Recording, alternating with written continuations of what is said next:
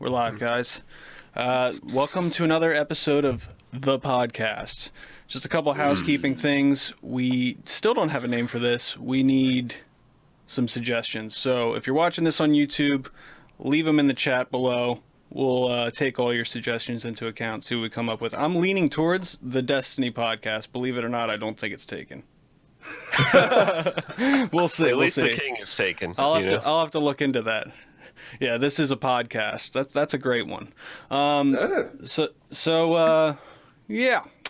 gonna try and do this every Friday. Me and Huffy were just talking about it. We're shooting for 4 p.m. on Fridays. I'll let you guys know in a tweet in the future. Other than that, we got 2 new guests on this week. We got Nightshade 13 below me, and we got HK 117. Why don't you guys go ahead and introduce yourselves? Just kind of, brief intros. What do you want to know? Just talk about who you are, what you like to play. Main game I stream is Destiny. Okay. Who else? What do you know? What do you know? Yeah, I actually brought you in here for an interrogation, believe it or not. So. I have special skills. Okay. Yes. I have a like the movie The Taken, Okay. The Taken. Yeah. The Taken King. All right. Totally different. So you're a Destiny streamer. You play a lot. Yeah, primarily of Destiny. Yep. How often would you say you stream Destiny? Well, the shortest stream I think I've had is about 3 hours, but the average stream sits around 8 or 9 hours. Oh, okay. I'm on. I was thinking like 18 or 19 hours. So actually, I was looking at it, and like the average stream seems to be like 7 hours, but I think it's because of like it counts like the amount of time that I've spent streaming and the amount of time like that I'm like logged into Twitch against each other. So like if I have like a 1 minute stream or whatever, some stupid video that I have to delete right before I go stream, then it counts that in the total amount of time. So it's like 6 or 7 hours. But yeah, I mean, I have a very particular set of skills. Thank you. All right, Nightshade. Well, I pretty much only stream when there's somebody who wants to watch, Yeah. So I wouldn't necessarily consider myself a streamer. Right. But, first person shooter, primary game style, I mean, Halo all the way to Destiny, pretty much played them all. Some Ghost Recon Advanced Warfighter in there, some just regular Splinter Cell. So, I know that's a third person. But, just those kind of usual things. But Okay. I mainly just I'm a Destiny PvPer. I don't really find that much going on in the PvE, but that's actually what I'm hoping they'll change. Yeah. I'm looking for something to rope me into that. Okay. So. Cool. All right, well, let's jump right into it. There's a lot of stuff to talk about this week. I wanted to open up with this whole controversy about the forums thing, and I'll get your guys' thoughts, but just give me a second here to kind of share what I was thinking. So basically, they have restricted access to posting in the forums, according to a tweet by Damage and a post in the forums. They said that to post in Destiny 2 feedback, gaming, off-topic, you have to have reached the farm. To post in Destiny Clans recruitment community, you have to have an account. So it's a really high bar, is what they're saying. But there's actually people out there making YouTube videos right now that are like, Bungie is hiding the forums behind paywalls. By the way, you can post in the help section with nothing. You don't even have to have an account. Can you buy your way into the game by giving them money in the Eververse? I think you have to buy the game and give them money in the Eververse. Well, yeah, but I mean, like, can you buy the progress through the Eververse? Because if so, I'm sold. Yeah, I hear you. But so Yeah, if you I can do buy think your it's way to that- ridiculous. Like, I'm not somebody to defend Bungie a lot, but I'm totally for this. We don't need a bunch of just like salty Yeah. people jumping in there and saying like, oh, Bungie is terrible, all this stuff, Somebody clip that and just put me out of Well, context. even just making it so that, like, I think the intention there was to make it so that people would either have to buy the game and at least they've played it, right? Yeah, Yeah. I Or agree. what is it, like level 4 or level 2 or whatever that you have to get to? It's not really that big of a deal, Right, it's right? not. But here's the thing. I think that that's like probably the worst idea. I would rather someone not play Destiny than get on the forums right after they did that part of the game where you like slow walk through the broken city Yeah. and then like slide. That was like, terrible. That was terrible, and that's exactly where you have to go before they Yeah, let but you post on the I think the problem is right now the forums are full of people who are just like the same people making multiple accounts, making like it's like bots just posting stuff. Like Russian trolls have invaded the Bungie forums or something like that. You know, Well, what, they're meddling what in the does it- Bungie affairs. Russia meddled in the Bungie affair. what does it display? What does it display in the forums for your credentials or like how far you've made it in the progress in the game? Is there any kind of like Yeah. indicator of? It's Yeah. linked to your Bungie account, which tracks your character progression. So there's already Yeah. like a way to tell whether something is credible or not based on just like looking at like the current status of the player. Well, based on how many no, exotics you not have, on the yeah. user side. They can Yeah, see you it. must have all the exotics. Like Bungie can see that, but you would have to Every dig single really one. deep into their account to be able to find out that information yourself. So like the solution to me sounds like, well, just get some kind of badging system on the forums where like you can be like, oh, this guy made it to level 20. You know, that's the badge or whatever. You know, I mean, to make like hidden kind of like. I think you know, really criteria? they want constructive criticism. They don't just want a bunch of people in there like saying the same things. You know what I Yeah. mean?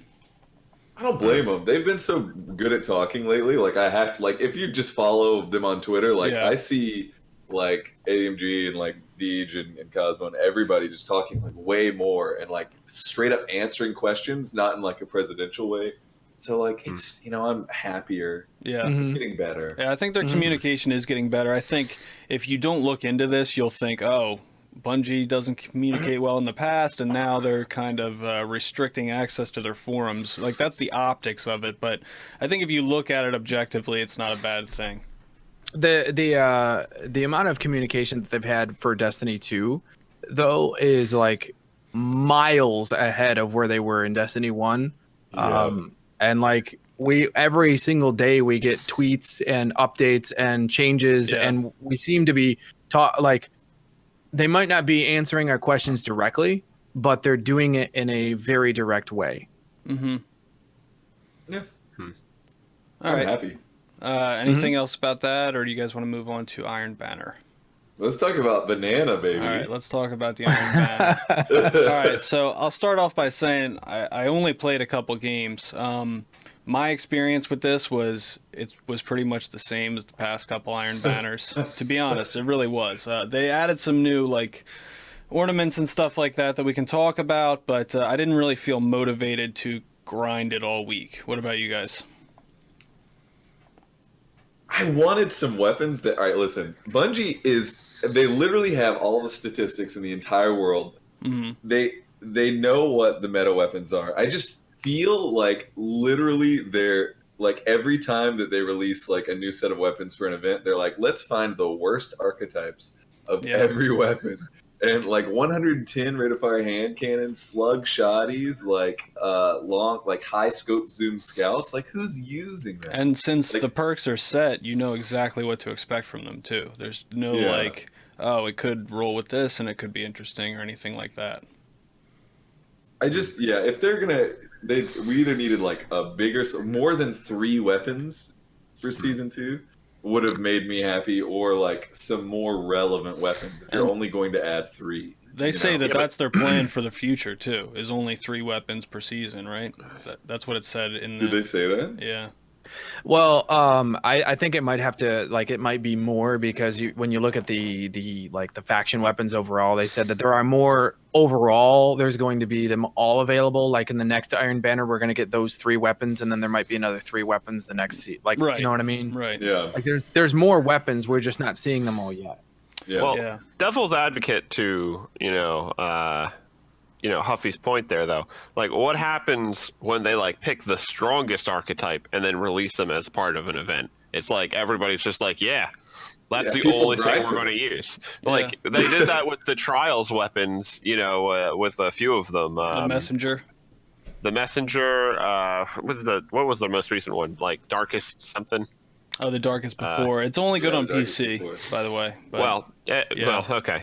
But still, so like basically, to me about the whenever Darkest they do Before. that, that's like all anyone wants to use. And I Right. bet if we had some kind of statistics on like, how much players use a weapon when it comes out and it's the best archetype in the game, Yeah. like how much it actually just gets overused versus their attempt to try and introduce people to like their alternate archetypes that are just terrible. So Well, not only Okay, not go only just that, like you've got like when you put it as part of an event. First of all, it's only a 1 week event, not like a multiple week event like the Dawning. If they would have fixed the Dawning and they would have had the Dawning issues better, nobody would have complained about it. But let's say it's just like 1 week. How many people are missing out on that weapon if it's just only available for that 1 week? And like to Huffy's point, if it was like even like, do we need another Better Devils? Do we need another Darkest Before? Do we need another one? Or should they be more creative maybe in like the perks that they actually have? Like we've seen too many of D1 perks that we need to see some better perks come out of these guns. new ones, completely unique designs and stuff Completely like that. new. Also mods that have perks on them. I'm going to keep saying this. I really think that could change the way that the weapon system is working, where you say, hey, this weapon really wasn't that interesting, but if you add a mod with this perk to it, all of a sudden it becomes really viable. So that could make it interesting. I know what you're saying, Nightshade, about them not wanting to introduce the best weapon in the game in this kind of an event and have everybody flock to it. But at the same time, that philosophy is making really boring, useless weapons. I have a vault full of boring, useless weapons that I will never use. Dragonfly is a great perk, man. I know what you're talking about. So I think they played it really safe with weapon design in Destiny 2 because, they made things like the Fatebringer in Destiny 1, and they ended up saying, oh, crap, how are we ever going to top that? But I think the solution to that, honestly, is to just not allow infusement always. Like, I think you have to leave some weapons behind as the game progresses. So here's this weapon. It's really awesome during this time period, but when the new DLC comes out, I'm sorry, you're not going to be able to carry it forward. That's just how I feel about it, because that's the only way to keep things fresh. Yeah. We'll just make them, I mean, we're having a little bit like grander talk here, but like maybe make the bad weapons blue weapons, and then just make the weapons that everybody knows and loves Legendary. the purple weapons that you actually want. So like Black Scorpion 4 SR or whatever it is, just like make it white. Nobody's ever gonna use that weapon. Hey, let's talk about that weapon for a second. That guy has the highest TTK of any scout rifle in the game. And like with the correct stability mods, it's actually very potent. Yeah, Vice like weapons that's are one of very those specific. weapons that's like HK is like, No. With aim assist and the correct stability mods, that scout rifle. I know that you guys live in a world without aim assist, but that thing. My vault, like Rec though, is completely full of weapons that but I'm hoping that will get better over time. But I'm losing not patience, but vault space, like holding on to weapons. Yeah. If my anything. biggest- Hey, they're my bringing biggest 50 problem- in May. 50 more vault space in May. My biggest problem with the archetype is that, and I was thinking about this, if whoever's watching has not watched Reck and Huffy's podcast from last week, you should do that. But one of the things that I heard in that podcast when Huffy was talking about like slower firing weapons having like a higher skill kind of thing going on, I mean, like the archetype weapons really should just kind of be set up that way. Like everyone, and I'm not trying to take a shot at everybody who used the last word, but the last word was a fast firing archetype weapon with a lot of room for That could two-tap. Yeah, I know, right?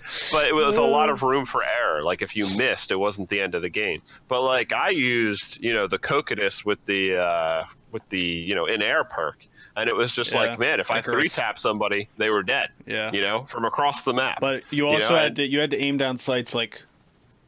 But for I mean, our there was audio listeners, I just visually aimed down sights, just so you know. But see, for me, like there was a certain amount of like, yeah, that was awesome. I 3-tapped that person with a weapon that was a little harder to use than than mapping somebody with the last word. So it's. But right now, the archetypes are just like, no, everyone is using, or you're just bad if you're using the worst archetype in the game, and like that's just like. It doesn't matter what play style you are. What you're saying is weapons should play more off of themselves. Like I could go in with a criminal's dagger, and go in with somebody who has like some ridiculously stupid auto rifle you've never seen before that has a terrible archetype, but we work really well together because we get the kill. The kill is the kill. Whoever gets it, it doesn't really matter as long as they die. But like Criminal's Dagger is a 3-tap hand cannon. Yeah. Is that what you're talking about? Yeah. I mean, basically exactly that, because the one person's spraying and praying, and they're just like, man, I really hope that these bullets actually hit that guy, And like every other player who's like, in a 1v1, he's probably going to get annihilated or wrecked, for those who might find that funny. But the thing is, like, you got to have that thing where like the higher skilled player is able to 3-tap him and win that fight. But in reality, he's not just like an awful player because he can't 3-tap with that hand cannon. He has a viable option of picking up a spray and pray weapon and getting within that like 1.3 maybe 1.4 time to kill with something where the 3-tap is what is it, 1.2 now? Well, perfect. 1.2 is the standard. Yeah, that's the average. That's like a 4 Well, alternatively, though, I think those teams that do that stuff are just going to get rolled by teams that are playing with the best archetype weapons. Oh, man.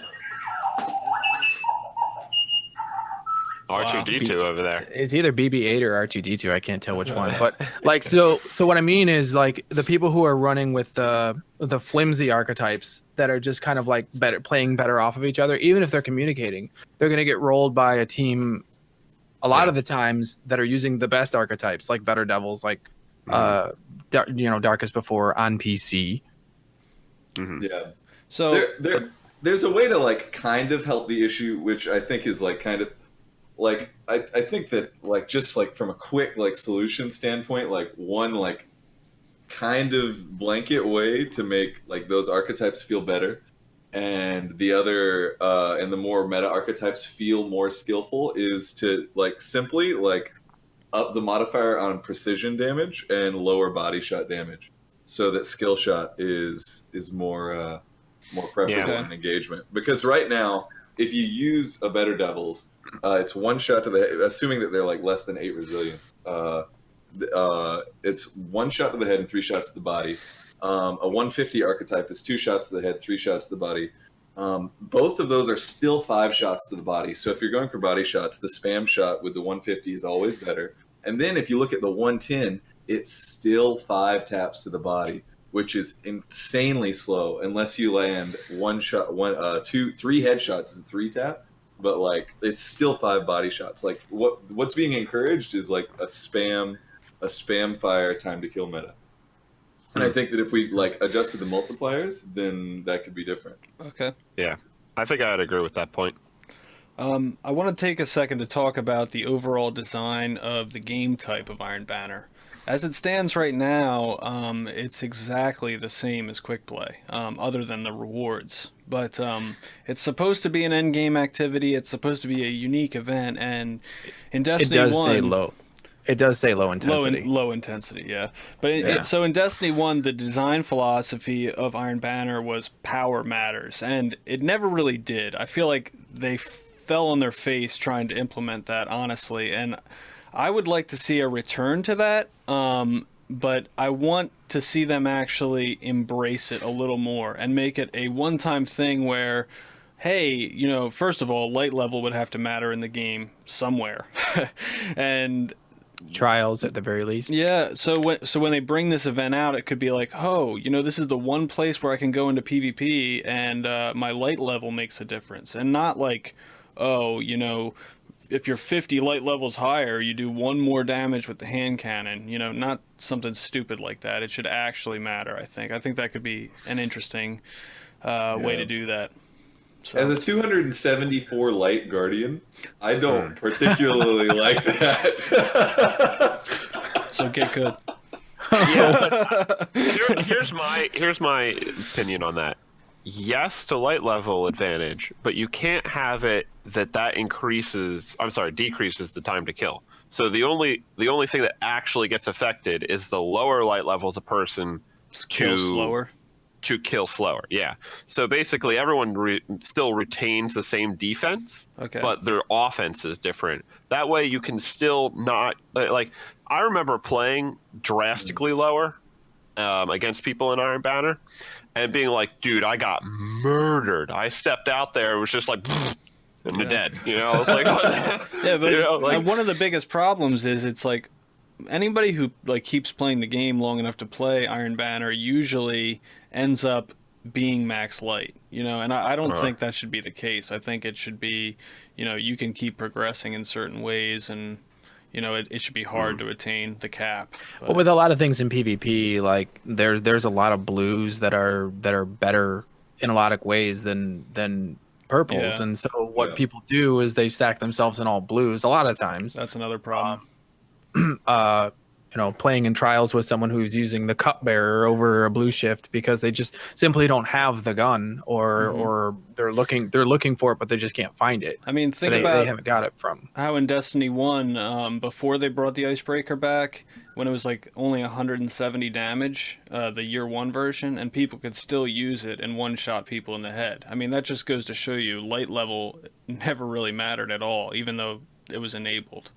So that's why I think I'd like to see a sharper, steeper scale and how that would play out gameplay-wise. Yeah, that would be cool. Well, as go far more. as the game type, I hate it. Yeah. I hate control. Really? Yeah, Babe. control's Come my listen. least favorite. Babe, you're hurting my soul. Oh yeah, you like Supremacy, don't you? Supremacy is my favorite. Yeah.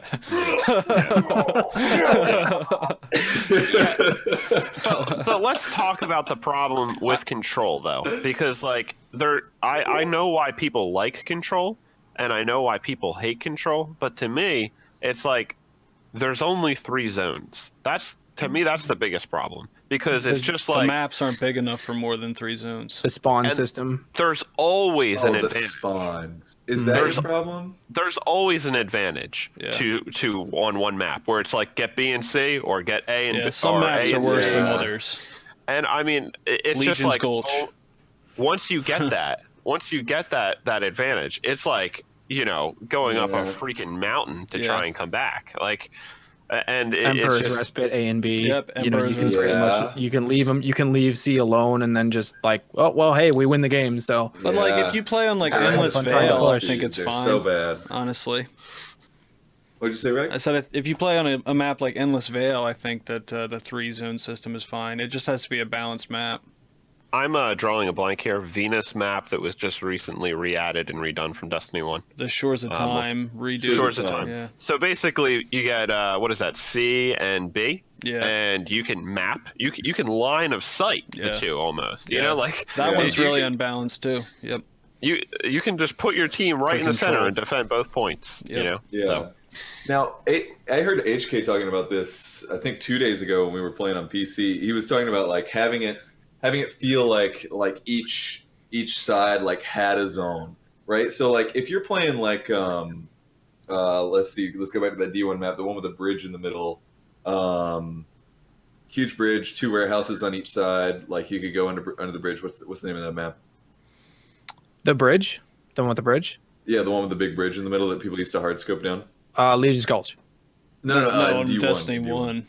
oh man, I forget the name of that map. I know which one you're talking about. Yeah, everyone knows what we're talking about. Yeah. When you spawn on that map in Control, you feel like that is your zone, and you own it, and it's actually like difficult to flip the spawns. Like in like the new control, people are spawning on each other everywhere. You never feel like you have a zone. Right. Like, So what are you saying? Like a base advantage maybe? So like something where you get like an extra 2%, like health or something like that. You know? I mean, the spawn system in general is just like it's configured in a way in which the spawns are so easily flipped that like it just feels like control feels like it feels more like an elimination game type, like it's because it's all about split spawning, right? Like at a high level, like you're split spawning people and like spawn killing them instead of like maintaining control of the zones. Like that's what like any good team in the control game type is doing. On a map like Endless Vale is what I'm referring to, not like Emperor's Respite where you just hold two zones. Yeah. But like the opposite problem to that is the spawns don't feel stable. Like if you get one person in like the C spawn of Endless Vale, then you're split spawn for the rest of the game. Now I feel like you're talking primarily about Trials there, though. Is that also true in the Iron Banner?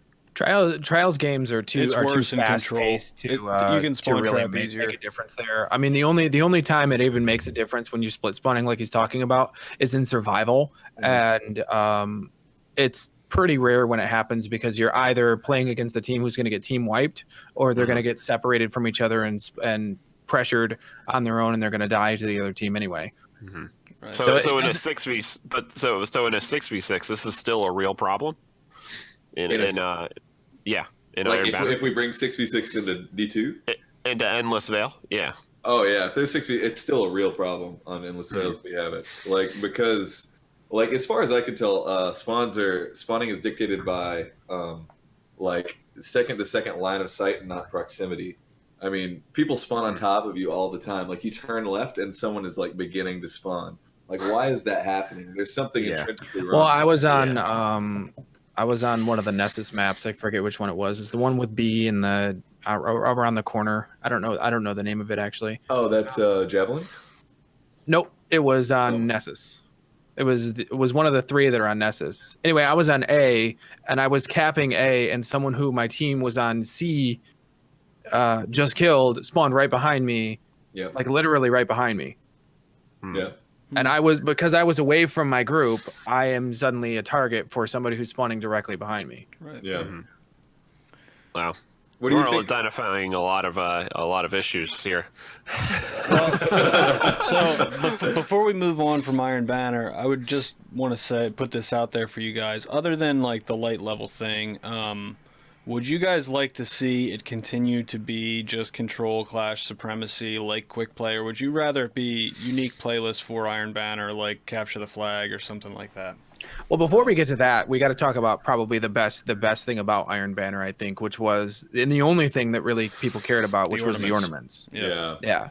The ornaments, their ornaments. I mean, they continue to outdo themselves as far as like gear and how it looks. I think the ornaments were the best thing about the entire week. I agree. Yeah.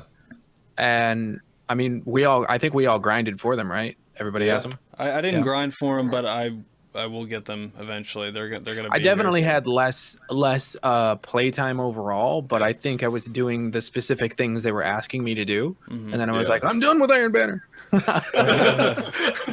So I'm done with All it. of them, HK? since we didn't mention this though, just in case anyone's wondering, the ornament progress carries over from Iron Banner to Iron From Banner. season to season. Yeah.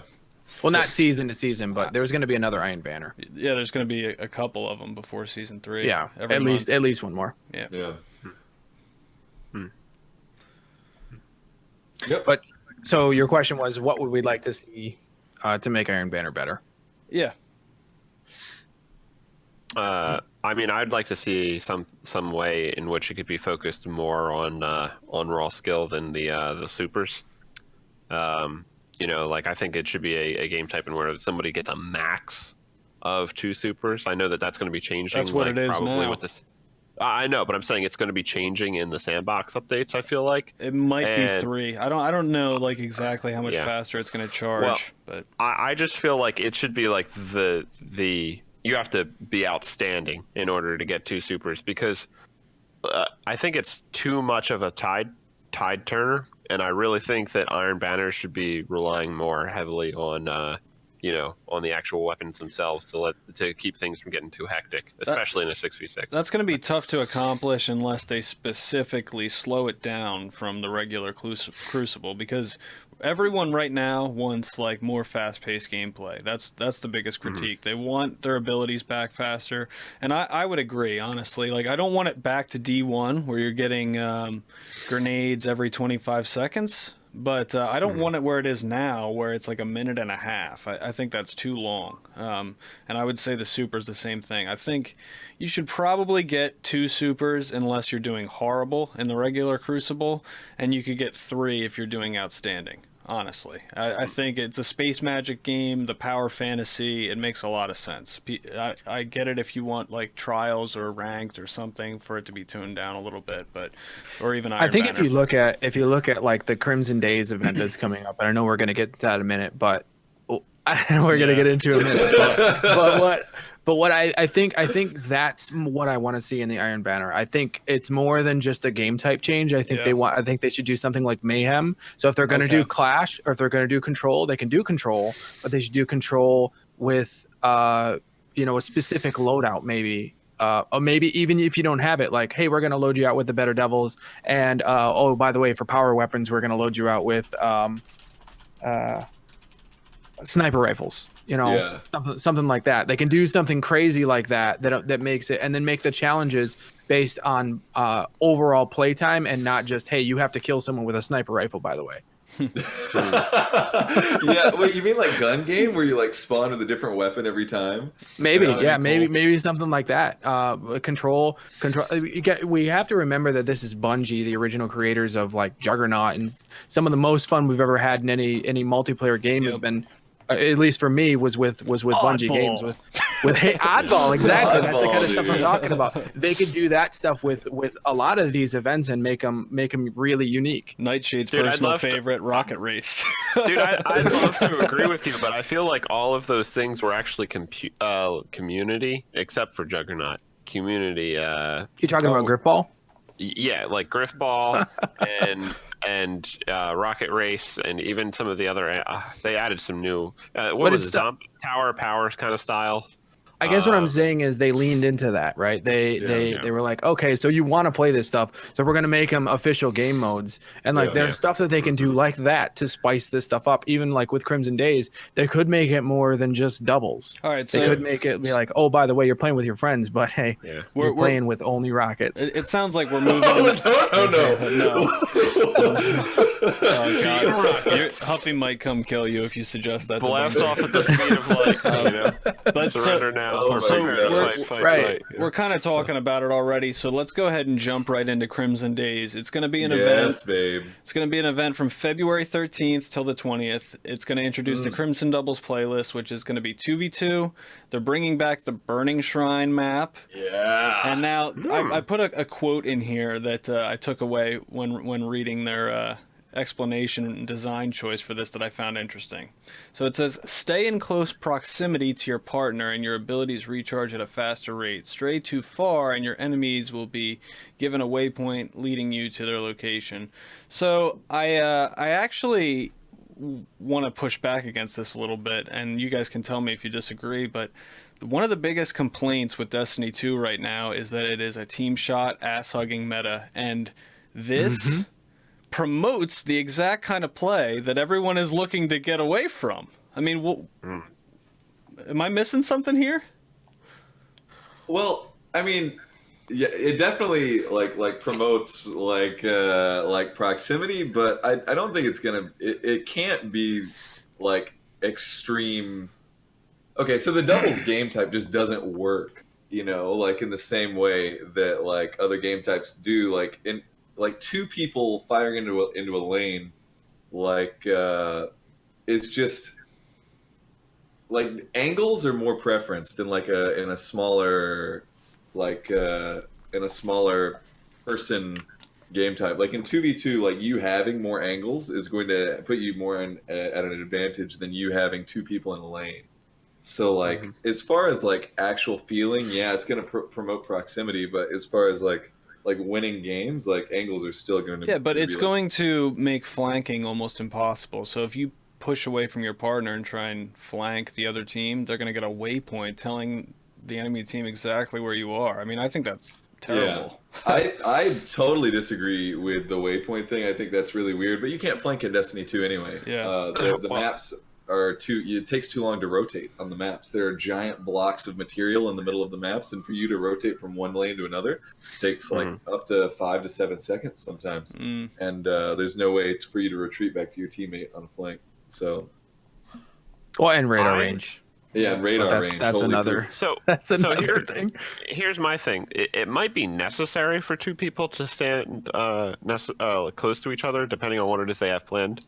Because like if you kill one person, and say the other person gets a buff like brokenhearted or something, where like now all of a sudden they've got a little bit of an edge now that their teammate is dead. I don't think they're doing that anymore.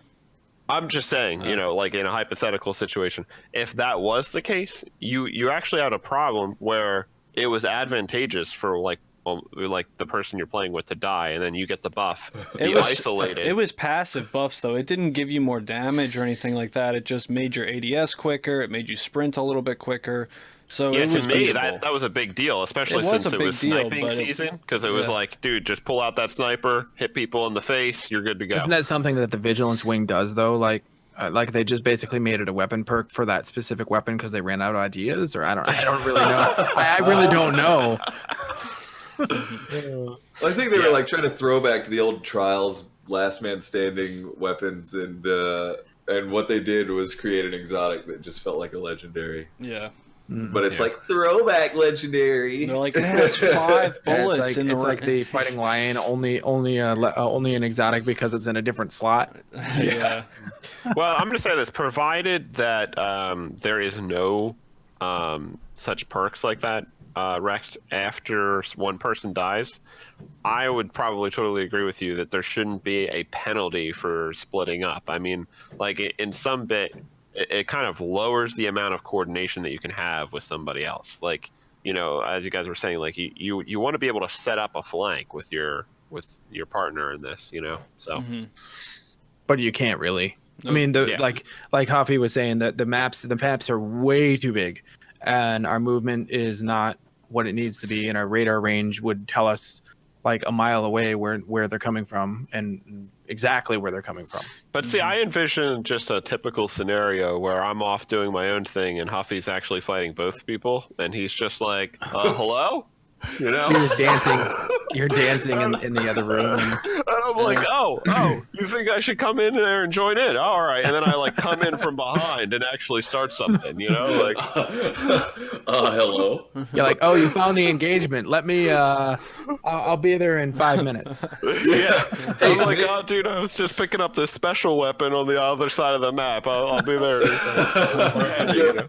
Maybe that could be advantageous. Maybe you could like use the like radar ping to your advantage, right? So like, you know, like you're fighting 2 people and they're like, oh, I wonder where the other guy is. And you're like crouched behind a corner, and all of a sudden there's a waypoint behind them. And they're like, oh, poopy butts. And then they turn around and you're shooting them in the butt, and then they're like, oh no, we forgot about the other guy.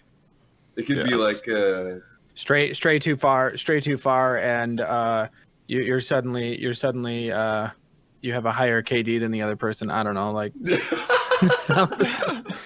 Well, all I'm saying is that like I could definitely see how, even though it's a close quarters map and maybe the preferred thing to do is really to have 2 people working together, but I feel like that's not most of the situations. It's usually like a matchup where one person is substantially better than the other person who they're teamed up with, and it's like send in the bait and then like pick off the people who are shooting them.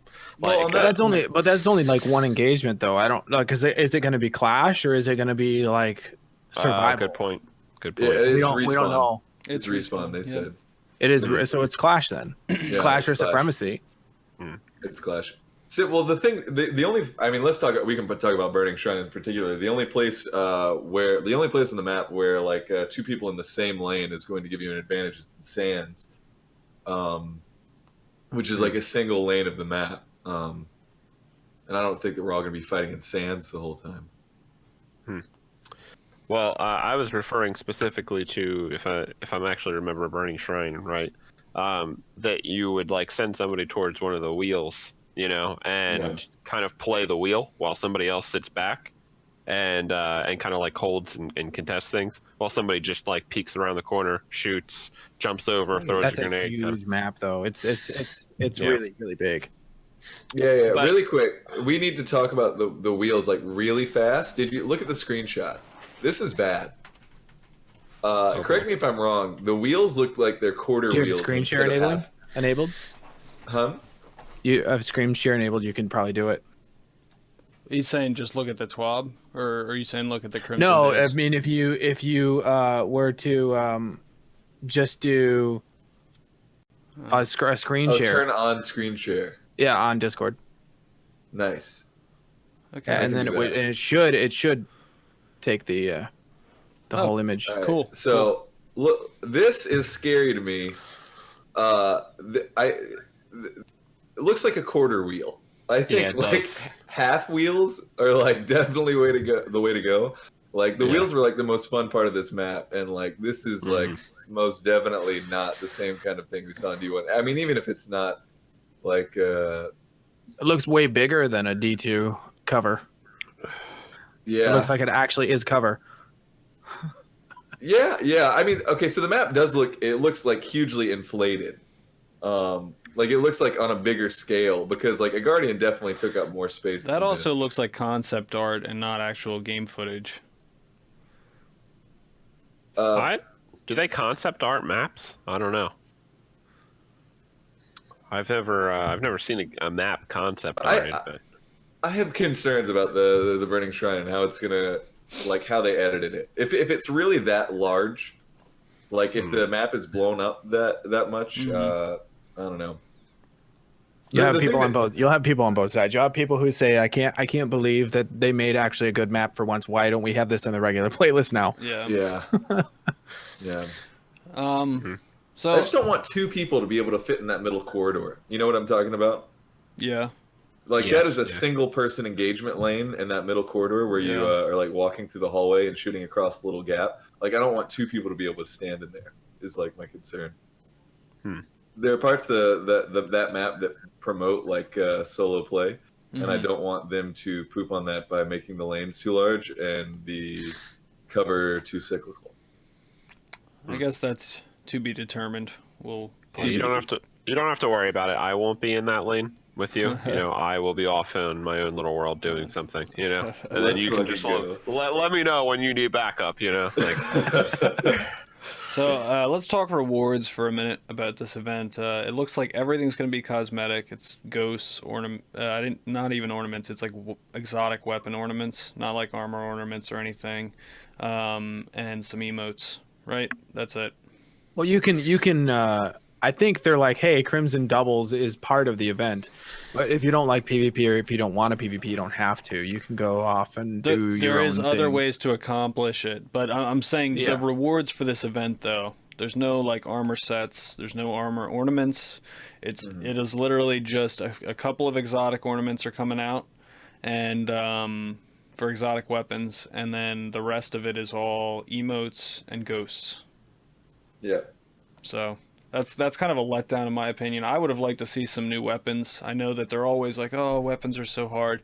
I would have even taken reskins. That's kind of how I feel about it. If they're reskins, I think the problem comes from them saying like they laid out the roadmap and they said that they didn't want to have any anything that was in the Eververse be impactful in the game. Not only that, but they I didn't don't want it in the Eververse. I just meant as a drop for doing this, for participating in Oh, this for event. like, hey, by the way, you can get stuff because it's going to come in those engrams though. Yeah. Because the way the system is now, But it- I'm they're saying gonna- they you're should gonna have be a able to buy vendor that. like Iron Banner. You go to a person, Cupid or something for Crimson Doubles, and then they have a vendor. So stuff. not tests. Right. Yeah, not Well, let's be clear. We're talking about not Tess Everest. Yep. Yeah, just another vendor where you can go and you can pay real money, and then they give you the best weapons in the Yeah. game. Basically, Lord Saladin. I mean, it's what it is. I mean, Yeah, exactly. or you know, like, let me give you $5 or $10 or whatever it is, and just have the entire event, like have it all, because I don't really particularly care to play any of the stuff or do So- the Crimson Doubles. I'm just all about, you know, logging in and giving you money. Can I do that? So I mean, the other thing Yes, you is, can. if they want it to be cosmetic only, then I have a strong feeling that they need to make these limited time events have rewards that you can never obtain again. And I know a lot of people don't like that, but the only way I'm going to be motivated to get any of that cosmetic stuff is if I could be like, hey, I was here for this thing a long time ago. I mean, listen. The shaders. All right, so their shaders are now consumable. There are shaders from this event, and people change their shaders in the gear all the time. If Right. you are still wearing a Crimson Days shader by the time this comes around next year, like, I'm not really talking about shaders though. I mean, like an emote, you know, and also shaders might be changing too. We talked about that last week, but they Yeah. might be making them non-consumable again. We'll see if that plays out. But as far as cosmetic stuff, you know, if they wanted to make emotes or ghosts or something where I could be like, hey, I was here for this thing and I want to show it off. That would you don't be think cool. they'll have a different like heart emote next year? You don't think this will be the only time to get that? Based on what we've seen so far, they're reusing stuff for events. I wouldn't necessarily say that I would want that. In so many other games, the purpose of having the events is so that new people can log into the event and enjoy it. And it's not like if you did this last year, I mean, what you're going to be looking forward to is something you maybe didn't do last year. Maybe they add like Yeah. a little thing, because how it's handled in World of other Warcraft. games is they just have an event that rolls on and it largely doesn't change. And so the next event is, but they just keep the events rolling at such a pace that you don't have really time to breathe until you get the next event. And so the people who are playing the game consistently, like us, we log in the game every single week to see what else is new or what else is changing. Yeah. But the people who don't log in will only log in for this event this time, and then those people next year will be different. They won't be the same. Yeah. Yeah. No, I'm with you. So you don't want to say that. And what if you missed? What if there's one thing that you missed this year that like in your system wouldn't be available next year? That would be like heartbreaking. I was like, oh, it's just the one thing I wanted, and it's gone forever. To be honest, though, I think that what makes it exciting. Like, for example, I had the beta emblem in Destiny 1. I just basically wore that for 3 years because it was like one of the only rare emblems in the game. You couldn't get it anymore. I Can't even transfer them over anymore, right. can you? Nope. Because Destiny, like, we can't transfer our emblems, which Yep. is stupid. Yep. Oh yeah. Hello, on a scale of 1 to hello. I know. Like, let's talk about that for I a second. You can't transfer like ghosts or emotes I know. because they're linked to that. They're linked to the kiosk. I don't know. Yeah, stupid. They're linked to the old test before she sold things. Yep. Well, she did sell things, and people couldn't even bring forward their excess silver from Destiny 1. They wouldn't even Yeah. allow that. Yeah, Yeah, I that still was- have a lot of that's silver crazy. in D1 that I would love. So what are you to gonna use. buy? What are you gonna buy, Huffy? What, Going back In to D1, D1. what are you gonna buy? I'm really thinking about I missed out on some Jade Rabbit ornaments. I gotta go Oh, yeah. and You, roll. you should see if because your I was an Crucible Xbox banned in player. I just D1. now got the chance to get the Jade Rabbit after D2 came out, so I gotta go get that Jade Rabbit Yeah. ornament. Yeah.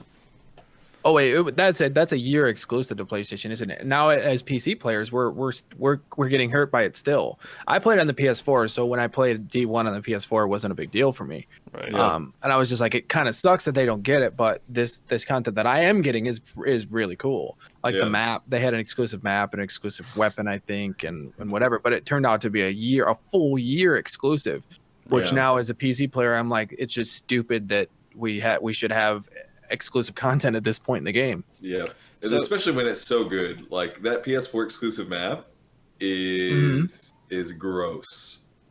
Are you talking about the one in D2 right now? Yeah, the one in D2, the one that's on Titan. No, not Titan. Yeah, It's that's in on the Titan archaeology, in yeah. in the archaeology. I've seen it. It looks amazing. It looks incredible, and I want to shoot mans on it. So before we move on, do you guys have anything else you want to say about the Crimson Days event, Crimson Doubles playlist? Do you think it's going to be fun? Do you want to see anything about it changed from what we know? I've never been more. This is as excited as I've been in D2. I'm really excited for Doubles is 2v2. Yep. I said I'm really excited for 2v2 as well. Yeah, I'm also very excited for it. I mean, I did a fair amount of MLG, doubles in Halo, and honestly, that was definitely my most fun time. So, back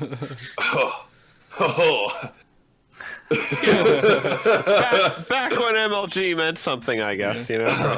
Back in my day, Yeah. where we were all badasses. dude, people who played MLG Halo were badasses. They were like the people from New York. I'm talking about me.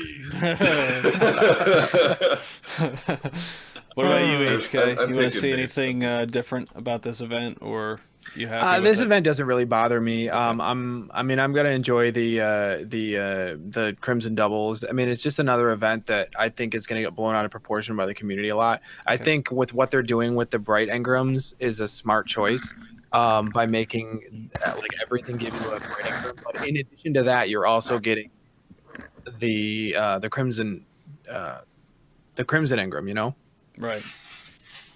So like just like gameplay changes and stuff. I'm excited for that reason. The Crimson Doubles it is what it is, but I mean I'm not the most excited for Crimson Doubles, but I'm gonna play them. Okay. I'm gonna enjoy it overall. All right. So we're I'll gonna play move with on Huffy. to Yes! nice. Promise? Yo, you gotta log on Promise. PC, Huffy. All right. Yeah, of course. Of course. All right, so let's move on to Nightfall Strikes. I found a lot of this really interesting, and there's actually a lot of information about this. It could be really good. It could be really poorly executed. So let's talk about their vision for it first. They had a whole long Christopher Barrett quote there. He talks about how he wants to make this a challenging event where it can be available to people of different sizes, fire team sizes, not fat people. And he's basically Callousized? like in Destiny 1, the Nightfall in vanilla was very challenging, but it could be soloed if done right. So I think he wants to find a balance to get back to that kind of a system without making it exactly the same. But the takeaway quote I thought was, "Conquering Nightfall should be a badge of honor, with the best players able to show off their achievement with new dynamic emblems and exclusive auras."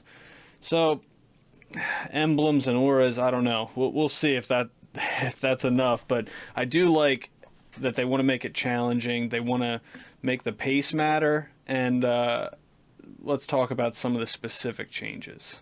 They're removing the time limit mechanic. They're adding in a strike scoring system, and it's supposed to be different than Destiny 1, because in Destiny 1 it was just a number. It really didn't mean anything.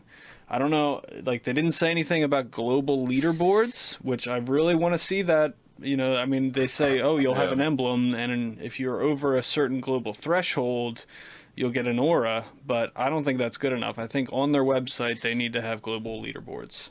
I agree. It does need to be third party. All this third party, like Yeah. people like linking their like Destiny tracker stats. Like no, like give me some Bungie.net like hard cold numbers. Well, the crazy thing is Bungie, Halo 2, Halo 3, Halo 4. When Bungie was doing that stuff, they were showing you heat maps of where you particularly were on this map. Yeah. You spent a lot of time here, and like it was almost like a clinic. Almost, you could be like, well, I shouldn't be doing that. Like that's dumb. Why am I doing that? And then like when you get on that map again, you think to yourself, well, I'm not going to do that this time, and you purposefully make a choice, and you get you get rewarded for that.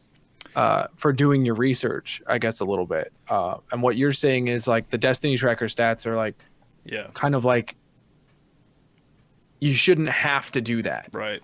Yeah. Like Bungie should be giving us all of this stuff anyway. But to your point about the Nightfall, I think that Nightfall should be a game inside of Destiny. Right. It should be more than leaderboards. Yeah. This is a step in the right direction, but I think that they need to do a lot more. Yeah, I mean they did make a lot of good changes, like the scoring system itself. They eliminated some of the ways people were able to exploit it in Destiny 1 by, abusing the respawns and stuff like that.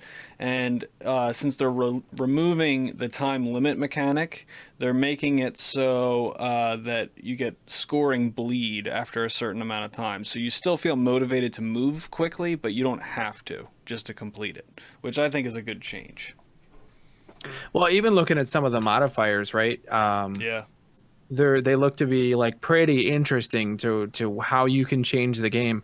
I'm just curious as to be like how they determine what's hard and what's not, and will that give me a better score if I play with something that is harder? Right.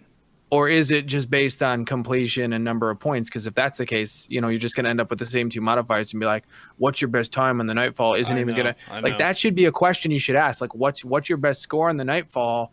And it'd be like, oh man, I got a 2,600 or whatever. It's be like, I got a 10,000. It's like, I'll show you how I did it or whatever, or with this modifier and this modifier gives you a plus bonus. Like, I've been talking for a while now. I mean, live and stream, and you guys all know that I think Nightfall needs to be a game itself, that needs to have preset Nightfalls that they should go off of.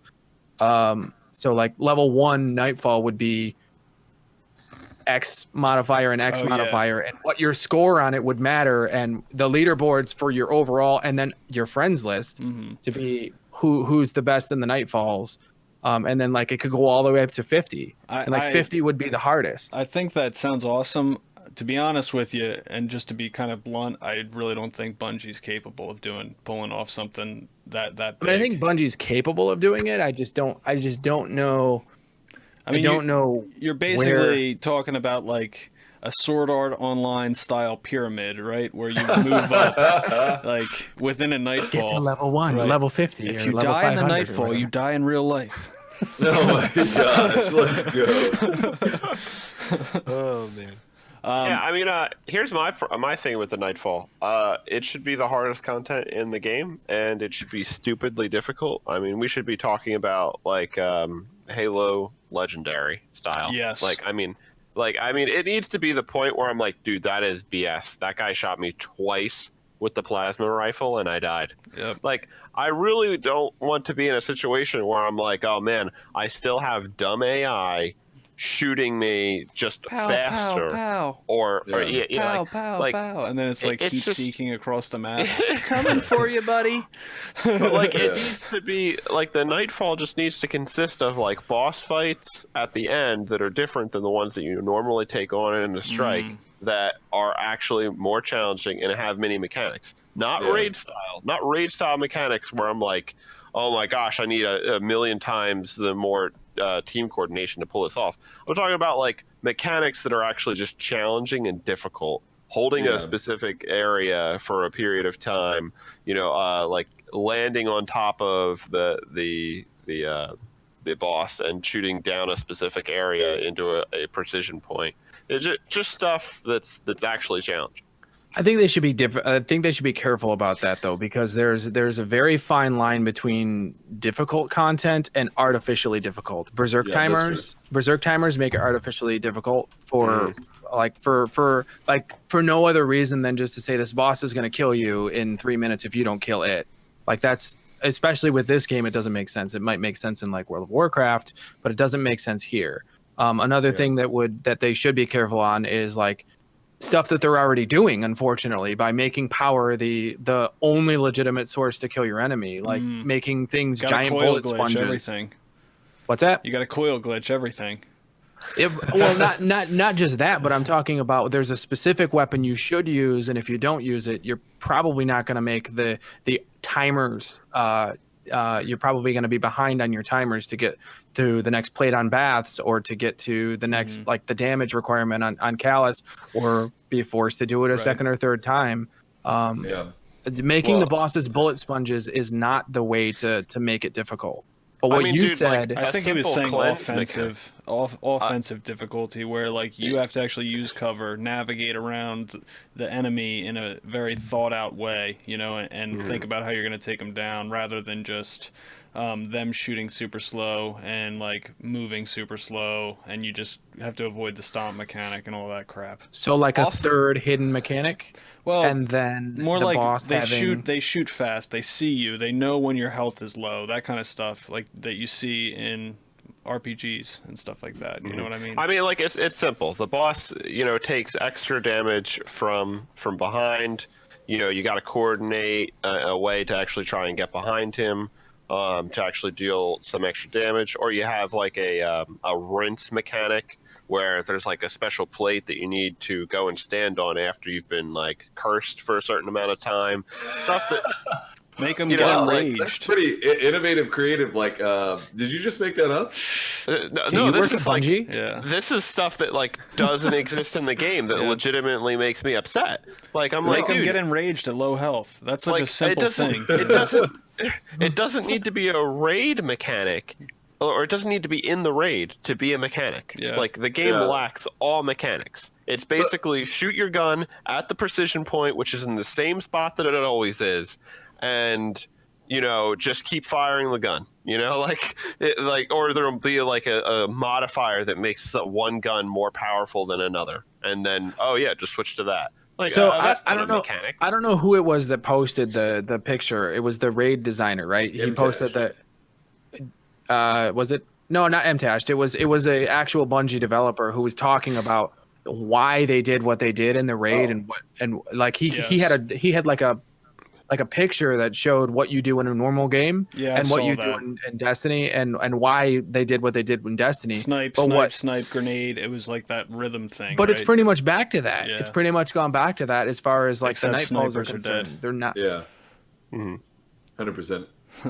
Yeah, but I mean, like, let's be real. Moving target precision point, you know, on the enemy, where it's like, up now I got to shoot the head, now I got to shoot the body, which actually requires me moving to a different piece of cover, you know, to actually get an angle on that. Like, I don't understand why these things are like so difficult for them to implement when the game gives you Well, so much They're mobility not. and I don't know that those things are difficult for them to implement. I think that they're purposefully avoiding that kind of difficulty. I think they have kind of designed these encounters to be accessible to not trying to be funny, but like 8-year-olds. Seriously, I think that was the design intent. Just a Make- casual. It's a right. more casual experience. Make all of this stuff something you can just blow through solo without having to really think about, and then we'll make a few challenges in the raid for coordination and stuff like that. And I think that is a mistake, you know. Let's talk Yeah. about the challenge cards and the modifiers a little bit. So when I was looking at these challenge cards, I kind of started thinking to myself, if you guys can pull up the picture of them and stuff like that, what is with this UI stuff? Like, are they this limited in their UI capabilities that they're like putting this in the consumable slot and it looks You're like so a ghost? negative, babe. My- It's fine. It makes My sense that laptop- it's there. my laptop died. Can someone share screen of these things you're referring to? It Oh. makes sense that it's there. in Does the it? It's not a consumable it's slot. not a consumable. Where would you like it to be? The ghost slot? Yeah. I would like them to have a quest menu. Whoa. Oh yeah. You know, I'd really like for them to have like a third party app where I can pull it up Dude, on they my had a phone and quest pretend menu. God, that- no. They had a quest menu They in need to Destiny just 1. delete the companion app. I hate it. God. yeah, we should all have to buy that Ghost Siri from Amazon. All right. Why the second question is, why does the challenge card look like a ghost? Is that a placeholder image, do you think? When they like Because- inspect it, it looks like a ghost, right? I mean, I don't know. The ghost is there on the screen. Why does it matter? It's because they're using the ghost mechanic, I bet, and that's why it's just showing up that way. I think that overall, like, these systems are going to move into a more elegant system, like you're talking about, Mm-hmm. to where it ended in D1. We all remember what the interface looked like. It was still clunky, but Yeah. we remember what it looked like, and it was a lot different with the bounties and the quests and everything like that. yeah. they're moving to that, but Yeah. they're not there yet. And Right. I think that's coming in September. I never want to see quests in my weapon slots again. Like that was the dumbest Yeah. thing I've ever seen. Didn't it start that way in like D1 as well though? No, they had bounties. They had bounties. Yeah, but it just went into the bounty slot, and then your bounty slot filled up. Right. You were like, Yeah, well, bounty I've slot either got to filled up complete this fast. exotic quest Yeah. or Yep. abandon it. Yeah. Yeah, but I mean, having the like for somebody who doesn't raid a lot And plays on console. yeah, and it was on console. That is a legitimate thing we have to think about. Like not everybody here is on PC, and Yeah. so like the idea that you have to make this interface fit for a ball that Yeah. roams around the screen. Mm-hmm. Yeah. Yeah, just having like the Eater of Worlds quest in the heavy spot still to this day. Yeah. Yeah, like, I know. I want that slot. So some of the modifiers in there look pretty cool. We'll get you that slot filled up. Basically, I'm so excited. the way the modifiers are going to work is that you're going to get a score multiplier in exchange for enabling the modifier. So you can drive your score higher by making the difficulty harder and enabling modifiers. And some of them look pretty cool. So the 3 examples they gave us, and they said this isn't necessarily going to be it, but it is it for now, I guess from what they have, is they're going to have a Void Solar Arc Singe, they're calling it, which is basically a burn. I don't know why they're changing the name of it, but it's 25% more damage based on Void Solar or Arc. And that applies to enemies and to your own weapons. So they're getting rid of the burn? But it's the same thing, right? Well, I guess it's different though because they never told us how much it was. Like people had to figure Well, out. burn was originally 3 times damage, and then Right. they decreased it to 2 times damage for you, 3 times damage for the enemies. I think is how it ended up working. But now it's 25%, so it's definitely not as much. But so they renamed it Singe. Extinguish, which means if your fire team wipes, you go back to orbit. I love that one. I'm glad to see this come back. I'm glad it's even optional, you know? I mean, I used to love that in Destiny 1 because of how frustrating it was. You know, it actually made it interesting and you were afraid of death. In one place in the entire game, the death penalty actually mattered where you feared the environment a little bit, you know? Dude, Yeah. I honestly just feared going back and having to reload, honestly. Yeah. Well, that's not as big of a deal on PC, you know? Yeah, that's true. But I mean, if you unlocked that legendary loading screen, you know, like you should have been able to enjoy it as much as you possibly could. So, and then the last one is a power modifier. It says voluntarily decrease your power to gain a score bonus. I don't know how I feel about that one. It seems kind of lazy to me. It's just like you're just going to damage output is going to be less. I don't know if that's really difficulty, but I don't know. It's fine. It's mechanics. We're moving somewhere. I'm happy. so they're going to be providing basically the Nightfall emblem where you can track your score, and then an aura which you'll get access to if you're above a certain global threshold. And they said that they're going will to be easy to increase. do. Yeah, it'll be easy initially. They say they're going to put it where they think it'll be challenging, and they'll raise the bar as the community exceeds their expectations. Yeah. So Just on this note, like I think that all of this is like super important to talk about, right? yeah, But like at the like super core of the Nightfall, like at the meat of the situation, and like what makes me want to even participate in all these systems in the first place, I need to fight a giant fallen with a really cool cape that I want to put on my back. And I want to kill him so many times that cape falls the fuck off, and I Yeah. get to put it on my back. yeah. Mm-hmm. Like all of this is like super Like good talk, like the Taniks. way it feels. Yeah. But like I need Taniks, Yeah. right? Yeah. Like I don't care about any of this unless like I really want to grind these Nightfalls. So let's Yeah, talk at the end of about the day- increase your chances by using a shock trap and some trank Oh bombs. my God. No, to there try should and be- capture 'em. At No, the end of that's the a day, great this is point. a loot. This is a loot shooter, right? Yeah. It's a loot shooter, yeah. Right. So Yeah. we're after loot. So the only reason why we should be doing anything is because it gives us something awesome. Exactly. Yeah. And that's like emblems are great, but like I need a cave. No, they're not.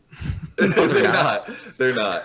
Yeah, Yeah, I they're mean, not. you actually I just don't care pointed about the out- Nightfall emblems. Yeah, Just you give me a pointed cave. out something that's actually hilarious to me. If they could actually implement something where when you shot a specific part of the person, you Yes. increased your chances of getting that specific item that you want, I Yes. might lose my mind. I might actually play the PvE Hey, because, like, that would yeah. probably require a full engine rebuild. No. What if your chances were just like upped? Not like shooting a specific part, but what if like it's something like you clear all the ads before the boss, like you wipe like all the things, or like you don't clear any ads before the boss, like you leave all the ads alive and you kill the boss taking cover like without like Okay. like killing any ads, like things like that are That could be cool. implementable, That could and be they cool. give you a higher chance of getting. I don't the know about like cool shooting his freaking hands cave. for gloves and feet for boots and stuff like that. I really don't think that they have the systems Yeah. in place to track that kind of stuff. Yeah, that right would now, be not. You're talking about Monster Hunter Right. in Destiny. basically. Yeah. Yeah. Yeah. I don't- Okay. Okay. It's just- Yeah. So if we shoot his tail off, we get a tail weapon. Yeah. dude, that's made it in here a second time. That was Yeah. in the first one. Yeah. Let's go. Yeah. Yo, but seriously, just to make it seem like you are going, like you have more control over going after what you want. So we Mm-hmm. talked about a little bit of this last week when we mentioned Nightfall Strike unique rewards, and we talked about Omni Ghoul and how everyone liked that and farming the Yes. Grasp of Malik. Now, I noticed in this whole expose that they did on the Nightfall, they didn't mention these Nightfall Strike unique rewards. They didn't talk about weapons at all, and it is worrying me because I looked back at the roadmap. There's a little asterisk next to Nightfall Strike unique rewards that says maybe delayed, maybe pushed back, and God, I hope not, because it'll make this whole thing like almost pointless. Dear Lord and Heavenly Deed, please provide for us the Nightfall. Specific We need rewards. weapons in specific Yeah. strikes that make us want to run the strikes, honestly. Yeah. Because Yeah. weapons are how we interact with the world. It's the only thing that really changes gameplay. There's a few exotic armor pieces that do, but it's mostly weapons. So Yeah. Well, I think like even the gear, but like, yeah, well, what do they do for one of the quests? I remember in D1 Taken King, is they had for the first time ever a class item that was exotic. that you could Yeah. earn. That was pretty cool. All it did Yeah, was those make caves, you earn dude. faction. The faction But, caves. yeah, Yeah, it was a something to show off. It You was guys great. want to say anything else about Nightfalls before we move on to the raid discussion? No, I'm good. Okay. All right, so we're going to move on to raids. I want to talk about this Prestige Eater Worlds. I know you weren't here last week, HK, but one of the things we said at the beginning is the same thing everyone's been saying. Why is Prestige Eater Worlds taking so long? So they actually addressed that. They say, what's taking so long for Prestige Eater Worlds? Their answer, it's a fair question. read the entire paragraph though. Okay, Yeah. let me pull up their entire paragraph. So, Read the entire thing yeah. because I have issues with a lot of it. Yeah. So they went ahead Oh. and said another thing that may have jumped out when you read the roadmap is the Prestige Eater Worlds was pushed out till May. You may have even said, what's taking them so long? It's a fair question. The answer is we didn't want to release it in its current form. Before rolling it out, we thought we could add some more flavor to this special activity to make it worth the wait. Here to tell you about our plans and raid activities is senior designer Joe Blackburn. Okay, so when they say worth the wait, Yeah. they're basically saying they haven't finished it. Yeah. Because if Prestige didn't already have the flavor they're looking for, they wouldn't have put it like it would. If the flavor was already in there and already done, Yeah. we wouldn't be having this discussion. But basically, so I'm led to believe that they're like, okay, guys, we're ready for the Prestige, and they're not even talking about the extra challenges at this point, Right. right? So they're like, what can we do? Like they sat around the desk and saying, what can we do for the Prestige night for Prestige Argos? And they're like, I don't know. And somebody else in another room came in and goes, guys, I got this great idea for, you know, for like how we can change the raids and make the Prestige raids even better. And they're like, yeah, let's wait till that guy comes up with his plan. Right. To see if that like, And to you that, know what I mean? to that do point, anything for the difficulty. to that point, the changes that they're making, that is making it delayed till May, they fully admit, quote, we should also note that while Eater of Worlds is not getting any specific encounter changes, all the previous prestige changes in Leviathan will be active when players engage in Yeah. no loadout They activity. can't in Eater Worlds. Eater Worlds. I know Hoppy, you haven't done the Eater Worlds, right? So Eater Worlds is too. It's way too. It would be impossible if it had prestige modifiers on it. You just wouldn't be able to do it because like a Minotaur, like a Bather. Are you kidding me? You'd be dead in a second. You'd be like, well, Yeah. I'm done. Mm-hmm.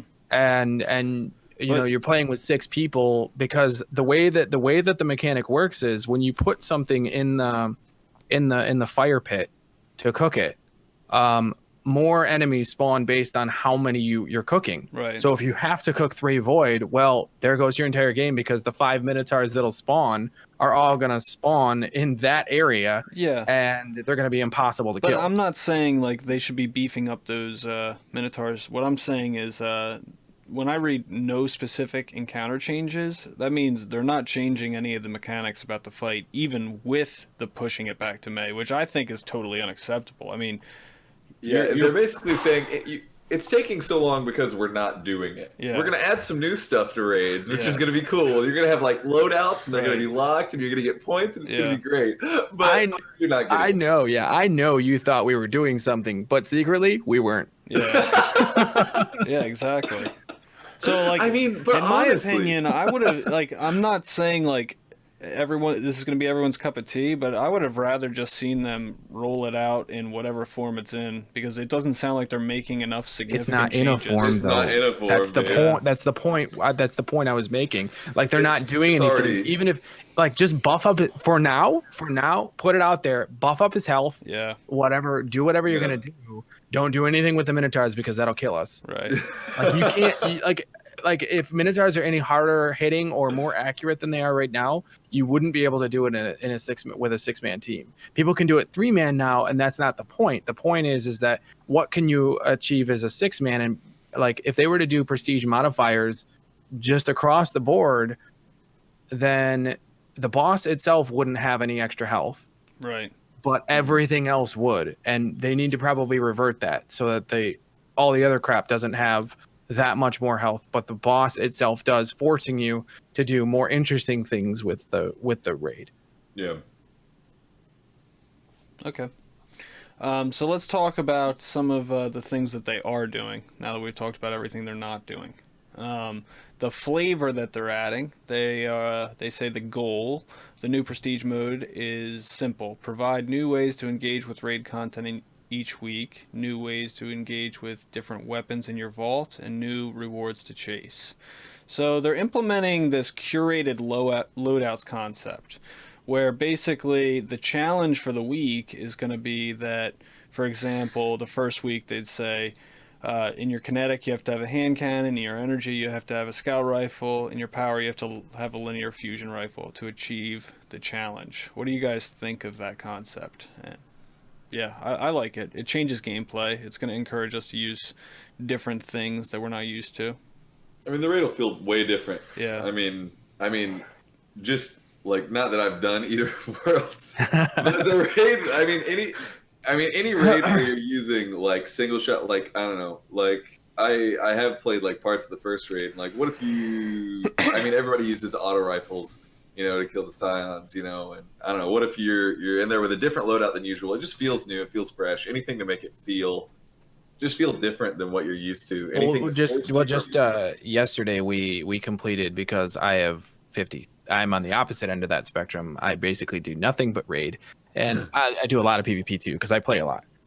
But I mean, I'm on my 50 heading into my 54th completion at Eater Worlds, just because I think it's the most fun I've ever had in any Destiny expansion period. Okay. Cool. With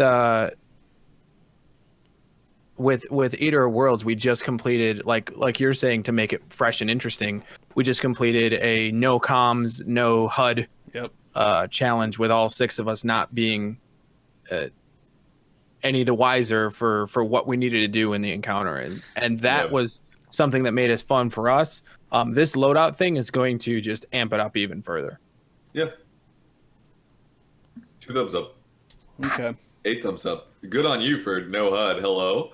But like literally, You'd be surprised how much the HUD actually does impact like everything. You can't see your numbers at all. I remember when people were doing no HUD flawless challenges. I just find that to be incredible. with their backs in the corner and a last word in their hand. Yeah. And, Still, man, it's tough.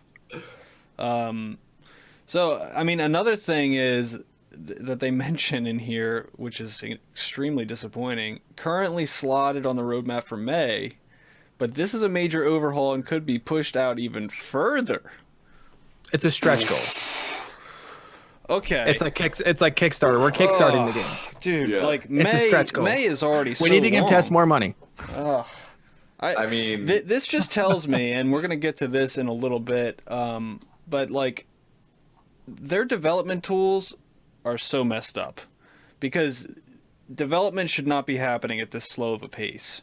I know I'm not a game designer, but like for reference, just looking at other games and how fast they can roll out designs, I have to assume this is an engine problem and that their development tools are inefficient and take too long.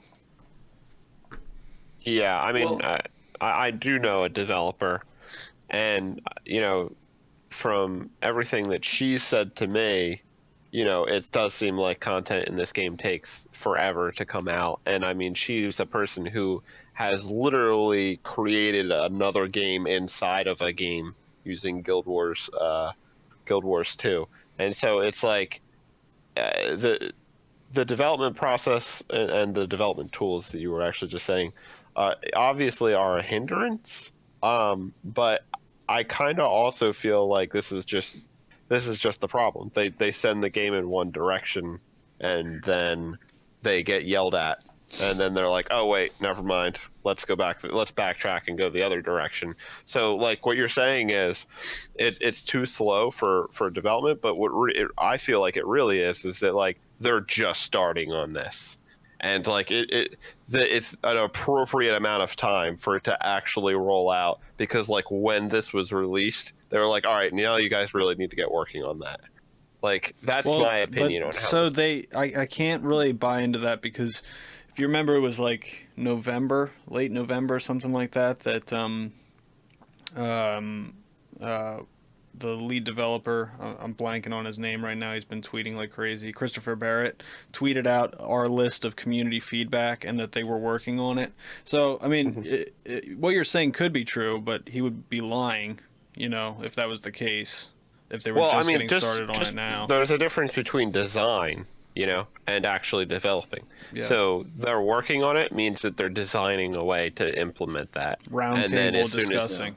And then as soon as they are done with their nice little flow charts and different things, they're like, all right, well, let's get to work, Well, that's a tough call, though. I mean, what development studio do we really want here? One that takes risks and sticks with their decisions regardless of the risks and makes it better, which is what they're doing with Destiny 2? Or do we want someone who basically caves and says, oh, okay, so you guys like Trials 1 better on D1, so we're just going to give you that? I would much rather prefer a company that continually takes risks with a huge property, because it'll just make the game better. I would agree. Yeah. But they also have to be, and it seems like they are willing to acknowledge, like, we took a risk and it didn't work. Yeah. I'm into that. I mean, I don't know. I personally, this is still like an FPS with like MMO elements. Like, there are currency systems that are in place. There are balance changes. They have to keep things in the game in a way that, like, when you earn rewards, like, it works in Crucible and PvE. Like, everything is intertwined in Destiny. For them to develop something and push it out in a way that's not going to break the game takes some time. like with literally anything that they implement into the game. Like I can like yeah, their system is like there's just no way for them to roll out changes like in the same way that like Fortnite does. People are comparing the game to Fortnite. When Fortnite makes a change, it affects like I don't get the comparison. VR. Me Yeah, I don't either. get the comparison at all. I really don't Me get either. it. It affects like it's not a game that persists. Like if you win a BR game because of a broken weapon, you don't have a reward that lasts forever. Super Like- Mario BR confirmed. Yeah, like we're talking about a game where when you earn rewards, they are persistent. They last forever. Like the development like has to be super careful. I understand the time. I do. Until they're not. Well, so you got to look back at what they said about Destiny 2. Remember when they said we had 18 months to develop the game? What they're not telling you is the development largely, probably some of that was either scrapped or kept in the game. And so the sniper problem that you talked about, or you alluded to, that you saying that the game itself had, like the engine itself had problems, might be the fact that the engine was created with the old team and the new team that had the 18 months had they had no other choice other than to launch it with this terrible engine that they have to now fix and make better over time. I don't know about no choice, but so from what I understand about the engine, and this is all pretty much hearsay, Reddit stuff, but in Destiny 1, they basically took the Halo Reach engine and made some modifications to it. And then with Destiny 2, they took that engine and made some more modifications to it. And what a lot of people who have more expertise in this field than I do have been saying is like it would have made a lot more sense for them to license an engine like Unreal or something like that, so that they don't have to handle the engine management themselves, and it can take that out of the equation altogether and just let them focus on development rather than having to develop the tools to develop what they want. You know what I mean? Yeah, but Bungie explosions are better than any other explosions from any other developer ever. Really good explodes. They're like boom, the boom, grenade. Yeah. When you throw a grenade, it is so satisfying. Mhm. Yeah. Well, it was you were explaining to me that whole like 30 seconds of fun thing, right, HK? Yeah. Bungie had a rule way back in Halo 2, and they probably still do today, where if they captured and did so the development community said, okay, so as a studio, we're going to decide that whatever it is that you're playing and whatever part of the game is, we want to develop that around 30 seconds of fun. So if you have 30 seconds of fun, that'll roll into the next 30 seconds and the next 30 seconds and the next 30 seconds. So every 30 seconds, something crazy, awesome fun is happening on the screen that you just want to keep playing over and over and over again. And if you look back in Halo 2, even Halo 1, that was the case all the way through the series that Bungie had. Yeah. And then, it's still there in Destiny 2, it's still there in Destiny and in Destiny 2. So it's just like how they make games. Right. Yeah. And listen, I mean, as far as engine goes, we can talk about Destiny 2's problems all day. We can talk about games that have better incentives to play. Poop on all of it. Destiny 2 feels like in your hands, like from a gameplay perspective, like controlling your character moving around the world and shooting guns. Yeah. It feels better Unrivaled. than That's the way I go back to it every day, because like when I put my hands on my controller, or even when I pull out my keyboard and mouse, I feel amazing moving around in a map. I feel amazing shooting enemies, and I feel amazing throwing my abilities. It just it feels good to play. Yeah, I would say the gunplay feels really good. It always has with Bungie games. I do want to see in the future them fix some of the back end problems. The RPG progression is not there yet. I think we can all see the potential for what it could be, but I think they need to stop running from the difficulty and the grind and just embrace the difficulty and the grind, because that is what the core fan base wants. Do you want to sell more copies, or do you want to make a game that your fan base loves? And that's I think you sell more decision they have copies to by make. making a game that that may be true, but the this fan is how base. they're thinking about it, right? They're like, oh, if we make it more accessible, we'll sell more copies on a basic level. But it isn't always the case. Right. And you're right. You're right. My thing is, I don't really see a exchange system. Like it's all RNG, and I really dislike that. Like I really want an exchange system where I do the raid so many times and collect tokens so many times that I can turn in for a better weapon or a better piece of gear, and not the grind be that I'm doing something, endlessly to try and get that piece of gear randomly. And like I get that that maybe that's too much to be asking for especially new content, Hmm. right? Like, if you're talking about the new raid, sure, maybe that should be completely random. But if I like actually want to go back and play the old raid, I should be able to get like some kind of token system. Secondly, and this is really about content going forward, because like I feel like at this point this is too premature, but there should be some kind of bonus system where you hop in to randomly go through a raid with someone who has not yet done that raid. Okay. Where so like senior players get a bonus of something that they can Guided use. games giving you something. I was thinking that like you want to revamp Yeah. guided games to be something different. Yeah, basically guided games gives you that little bit of currency that I was talking about to Okay. be able to purchase things from maybe one raid level behind it. Mhm. Or, I mean, Yeah. this is just me. Ideally, I would love to be able to purchase the gear from the current raid that, basically like make it high, make it also the ability to get it randomly, to have it also randomly drop, but so that you're not running the raid endlessly just to get the damn legs or just to get the Well, so they Yeah. actually have changed that though. I was gonna say they're Yeah. doing that. Yeah, Yeah. they have. As long as you've completed the standard difficulty raid, you can buy standard difficulty stuff With tokens. from the Benedict man that sells it. Yep. Yeah. Okay. Using like like tokens as a currency, and they're Yeah. super cheap. They're like 20 tokens. It's not bad. So Yeah. I actually love going back and doing old content with new people, and so maybe this is why I'm so biased in it. But if you could have a system where you're randomly match made into a random, either strike or random raid or random, you're actually put into the nightfall or something to try and get those tokens as well, it'd be a great way to get like good players to go back and do content with maybe not so great players. So We're there, talking about there is. incentivizing guided games, which is like Yeah. I forgot that guided games was in the game. Yeah. So I want to Yeah. talk about guided games for a second, since I didn't even think about this, but guided games has been a huge flop because there's a lot of drawbacks to the system the way they implemented it. Number one, if you're a seeker looking for a guided game, you have to wait a really long time. And it's Yeah. probably even worse now. When it first launched, it was around 45 minutes from what I understand. With the player population the way it is, I have to imagine it's worse. The other problem is, while you're waiting that 45 minutes, you have to sit in orbit. You cannot Yeah. do anything while waiting. That's not cool. I think they need to ditch this entirely and implement a dungeon finder system like other MMORPGs do. I mean, everybody wants to do it. Not only that, I like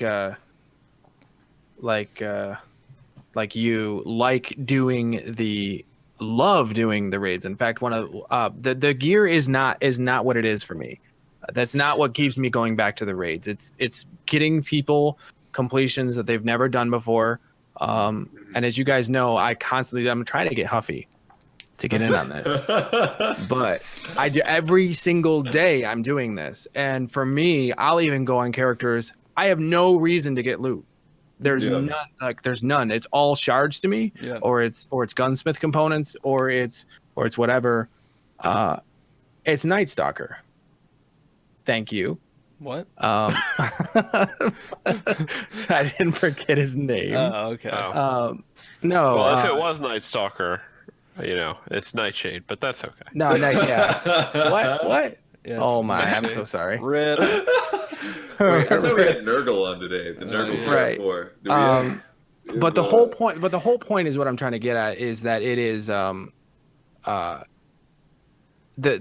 fun factor for me is helping new people do something that they've never done before. Because from my perspective, I know for a fact that people have had a lot of bad experiences. I've been on those forums. I know what they look like. Those looking for group forums are like 80 plus completions, only 335 light level. You're never We going don't- to change that though, right? Oh, I am personally. Oh, Oh, no, yeah, I you mean, gotta- but you're not going to, like, if you're Bungie, I'm not going to change their behavior. Yeah. What I'm going to do is I'm going to give people an alternative to that system. And that's to great. show that the Destiny community is more than just a bunch of a-holes. Right. Yeah. Mm-hmm. Uh, Yeah, I won't and- rest until everyone has been. Honestly, raided.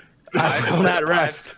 I've played enough successful MMOs that have forced players into being like helpful and actually getting something out of the helpful aspect of it. I mean, when you actually force players to have to like go and help other players, like in a system where you're highly incentivized to go and do so, or it's just kind of like part of a daily thing. Like, so if you have like a daily story mission completion, you know, or something like that, or daily raid completion, or whatever it might be. Maybe it's weekly actually. It is weekly, Um, probably. Daily yeah, would so- be nuts. So you do that, and you then experience like, oh man, that dude was actually really excited to like, you know, get that completion. Like, I Yeah. can't believe Huffy had that reaction when To- he actually beat the raid. you know? To just balance out a little bit what HK was saying, though, I think there does have to be some base level requirements for seekers who want to go into raids. Like, you have to have a microphone. Sorry, you have to have a microphone. You know, like they have to find a way to implement that into the system. You have to speak the same language. That would be a good one to have, you know, and whatever the minimum level is, obviously. So the one thing I stopped doing is I still look on the forums and I still find people that way. But I stopped doing guided games because they are like the air of the guided games seems to be like, oh, carry me. I have No, I time want and to time teach you. again I to want where to we- teach you how to play it, right? Right. Yeah. I don't want to carry you. I want to show you so that you can take that knowledge and go like, no, I've done it before. And then maybe might have a bad experience or maybe have a good experience with other people, but at least Yeah. you know what to do. And your mistakes can be made with me and not with some other person that might not be as kind to you. Yeah. About the mistakes that you are making. I've had situations in guided games, which is why I don't do them, where the person is doing nothing, literally nothing, not even killing an ad, not even killing anything. They're standing there AFKing while we're doing all the work, and it's not fun, and it's not enjoyable for us as the people who are. I don't want to waste anybody's time, so I'm taking people who have done it, and I'm taking people who haven't, so I'm not wasting anybody's time. Yeah. Right. And we were wasting our time by taking this one person who we were guided games with. We've had good experiences, but most of the experience we've had with guided games was pretty awful. Right. Because just of the air of, I wouldn't say it's complacency, but it's like, well, go ahead and carry me. You know, Right. Yeah. I waited for 40 minutes, so I deserve a carry. So, are you guys all right with moving on from the raid? Because I do have one last thing I want to talk about here. Anybody have anything else to say about the raid? Well, let me just throw in my one last wish list into that guided Sure. games topic. You know, like you were talking about how you have to be in orbit. That's just completely unacceptable. Yeah. Like, you should be able to hop into a game and then a counter start and say that you have 10 minutes to hit accept when you're back in orbit, right? yeah. Or 5 minutes to hit accept when you're back in orbit. And then everybody just waits that 5 minutes or so that like people can actually go and do things, and then it's like chink. It's like, oh, nice. That guided games is ready. Well, this match is almost over, or maybe this public event's almost over. I'm able to, you know, go back to orbit and hit, join. Or They whatever. definitely So- have to rework it for sure. I want to Go get ahead, to sorry. I want to get to Lost Sectors here. So there was a bit of controversy, as everybody knows. There was an exploit with the faction rally where you could go Yeah. back in through the same door, keep looting the same chest over and over again. So their solution to that with this faction rally was to lock you out of another chest for 10 minutes. which really ticked a lot of people off because it's very easy to legitimately get more than 2 chests in 10 minutes, you know? Yeah. And so then their solution was, well, we'll scale it back to 5 minutes. And people were like, guys, why are you putting a lockout timer? Why not lock the door? You know, make it so you can't loot the same chest again or something. And so then they said, oh, okay, well, that makes sense. What we'll do then is we'll make it so you have to kill the boss again before you have to open the chest. And it's like, if it was that simple, why wasn't that the first solution? Are you kidding me? You know, like...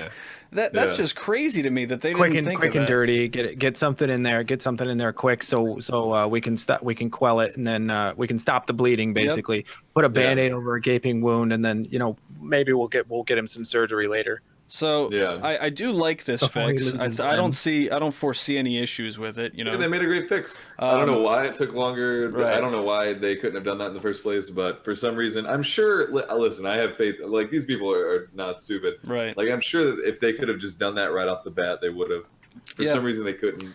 Now it's fixed. I'm happy. Let's go. I want to talk about lost sectors, and they say they want to improve them. You know, they didn't give specifics. They were asking for ideas, and I have a few of them. So when they first announced lost sectors at E3 and like debuted them, I had a very different vision for what they would actually be. I wasn't thinking it was, you know, run through, skip all of these ads, and then kill like a stupid yellow bar enemy and loot a chest, because that's basically what it is. What I thought it would be was, first of all, take them off the map. Why are they marked on the map? They're lost sectors. You know, everybody's said this. It seems so obvious, but let's keep saying it because it's obviously not self-evident.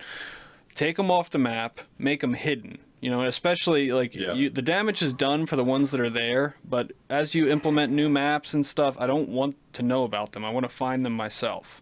Number two, I want them to be sort of unique, you know, not just a normal yellow bar enemy. Like, first of all, you should have to clear all the ads. And then when you get to the yellow bar enemy, it should be a challenge. Maybe some of them could even be something where it's like you have to bring your whole fire team of 3 to take him out. And he should have unique attacks and mechanics that you're not used to seeing in other parts of the world.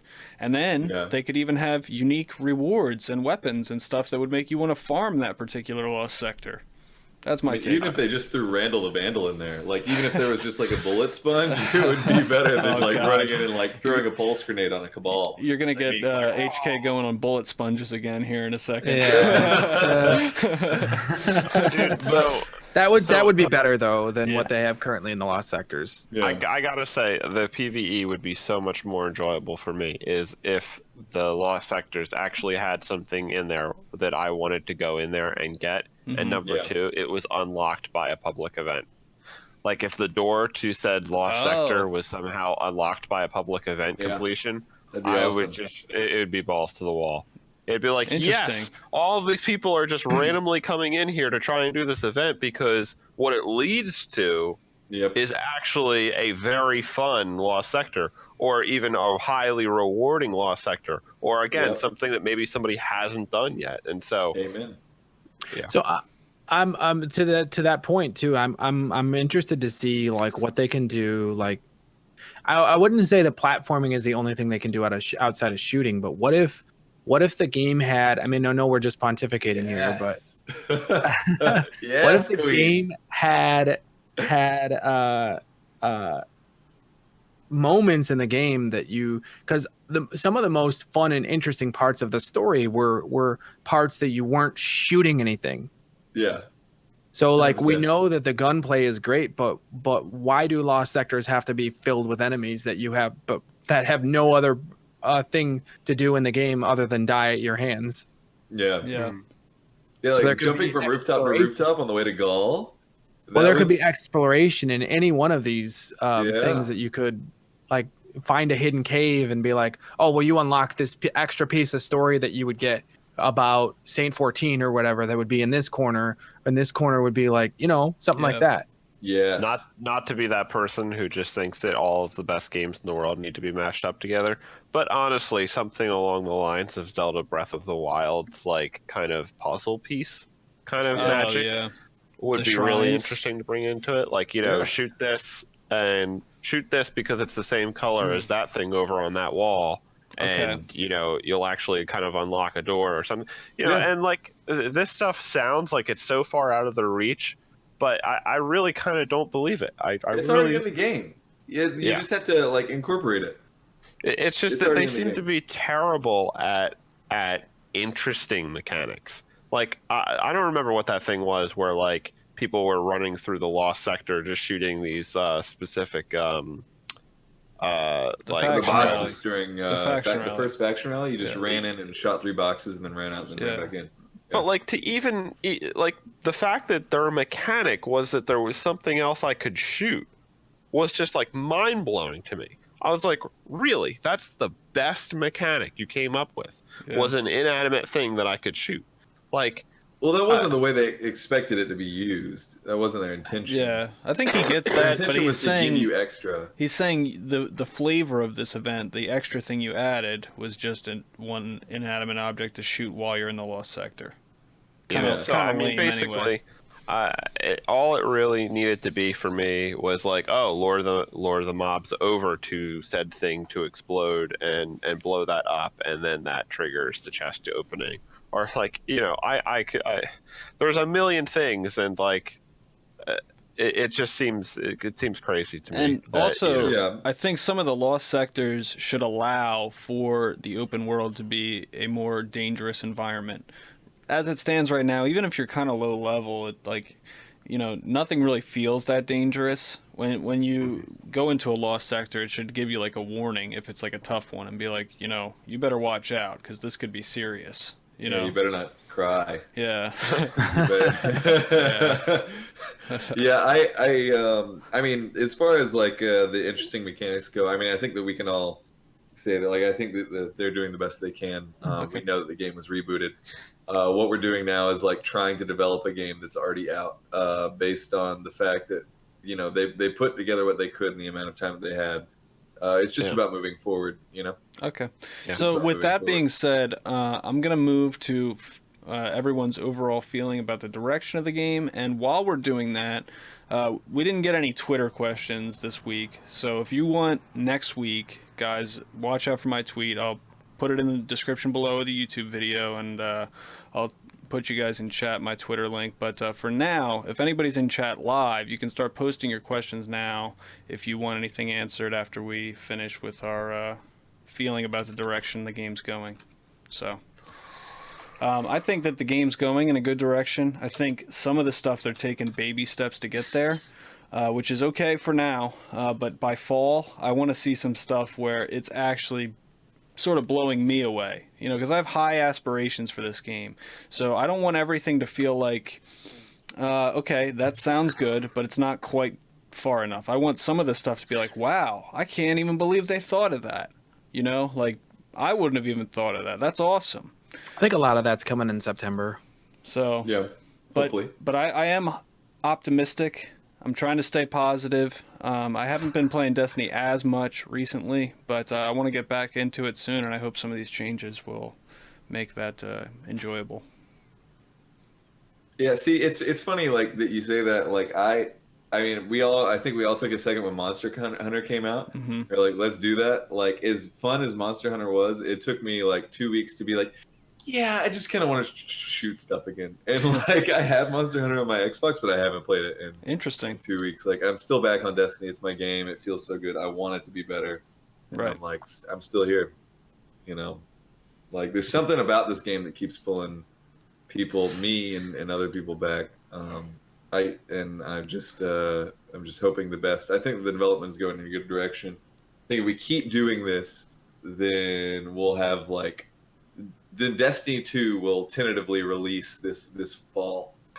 Yeah. And I agree with you, by the way. It pulls me back in too, but it's not pulling everyone back in, and I want to see my friends list actually be online again. So yeah. Yeah, I don't know, Huffy, you're getting me it's a little contagious here, because now I feel like I just want to sign on and do trials. Yeah, baby. No, I mean, my outlook for the game, like, honestly, I really want to be vested in the PvE. Right now, I could not care less about any aspect of the PvE. Like it's a burden to me to have to play that aspect of the game just to be able to get the next step that I can in the PvP. And recently the PvP and I have had a bit of a falling out because I'm just like, right now there's like a constantly evolving meta where like they just introduce something and then that like just completely breaks everything. Like the trials weapons were constantly changing the meta for me, and then they were like, "Oh, laser tag with the whatever that weapon was," and it was just like too much for me to keep. It was great. I got it on Tuesday.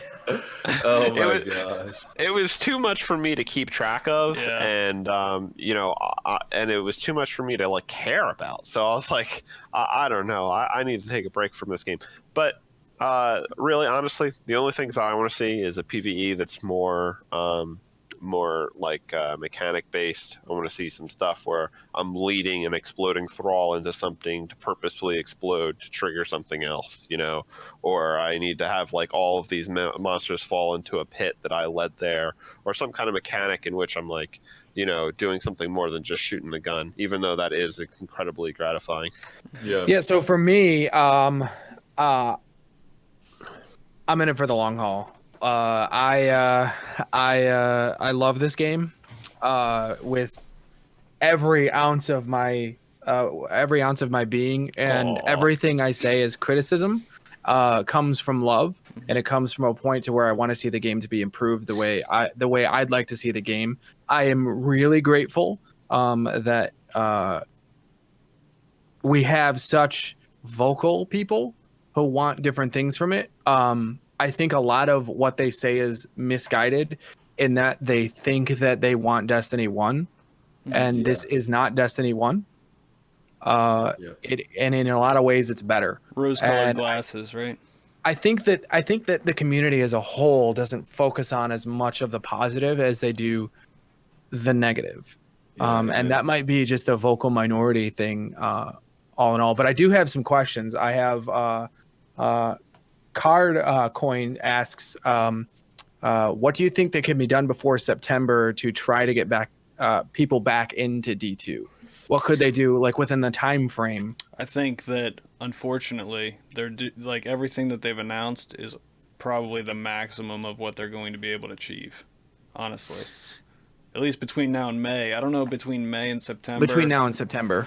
Yeah, so between May and September, they're going to be working on the DLC. Activision did announce during their earnings call that there is going to be a DLC in September. So I'd imagine it'll be all hands on deck for whatever that Taken Queen style expansion is. Here, I think that the answer to that question is pretty simple. We have like 2 months, 2 months till the next DLC drops, right?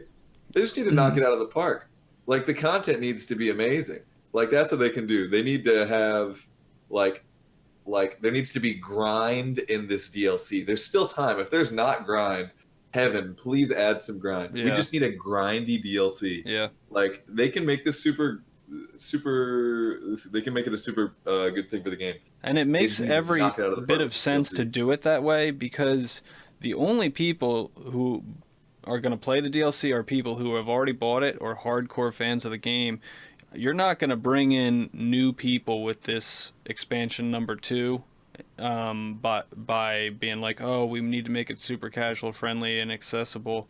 No, embrace what the core fans want, because honestly, I mean, I just don't see it being like a sequel style sales for this DLC. Maybe the one in the fall, but Well, I mean, on that note, I don't think that any casual gamer wants to log into a game and then like complete it in an hour. I agree. Like, I think that people like mystery. There's no person that you're going to offend with grind and like hard to access content. Like, there's no one that like logs into Skyrim for the first time and sees that big dragon and is like, yeah, I'd rather just like kill a couple like normal people and then like maybe I'll stop. Like, yeah. I want like no one wants to be spoon fed Well, fighting a you would dragon. actually be surprised, man. Like, one of our friends linked me and Nightshade this article on IGN where this mom basically just like complained that all my friends at work are playing Destiny, and it's just too hard, it takes too long, and it's not fair, and games should be designed for me.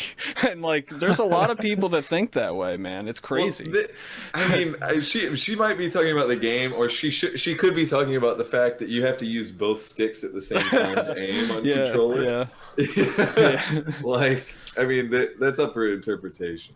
What about you, Dude, see, I Nightshade? thought she was a keyboard and mouse player.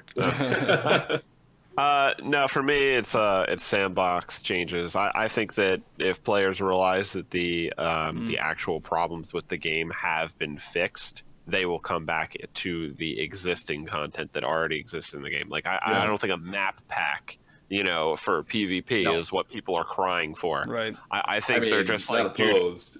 well, yeah, I know. I'm just saying, like, that would help, But if my choices were between sandbox updates and a map pack, I'm taking the sandbox updates all day.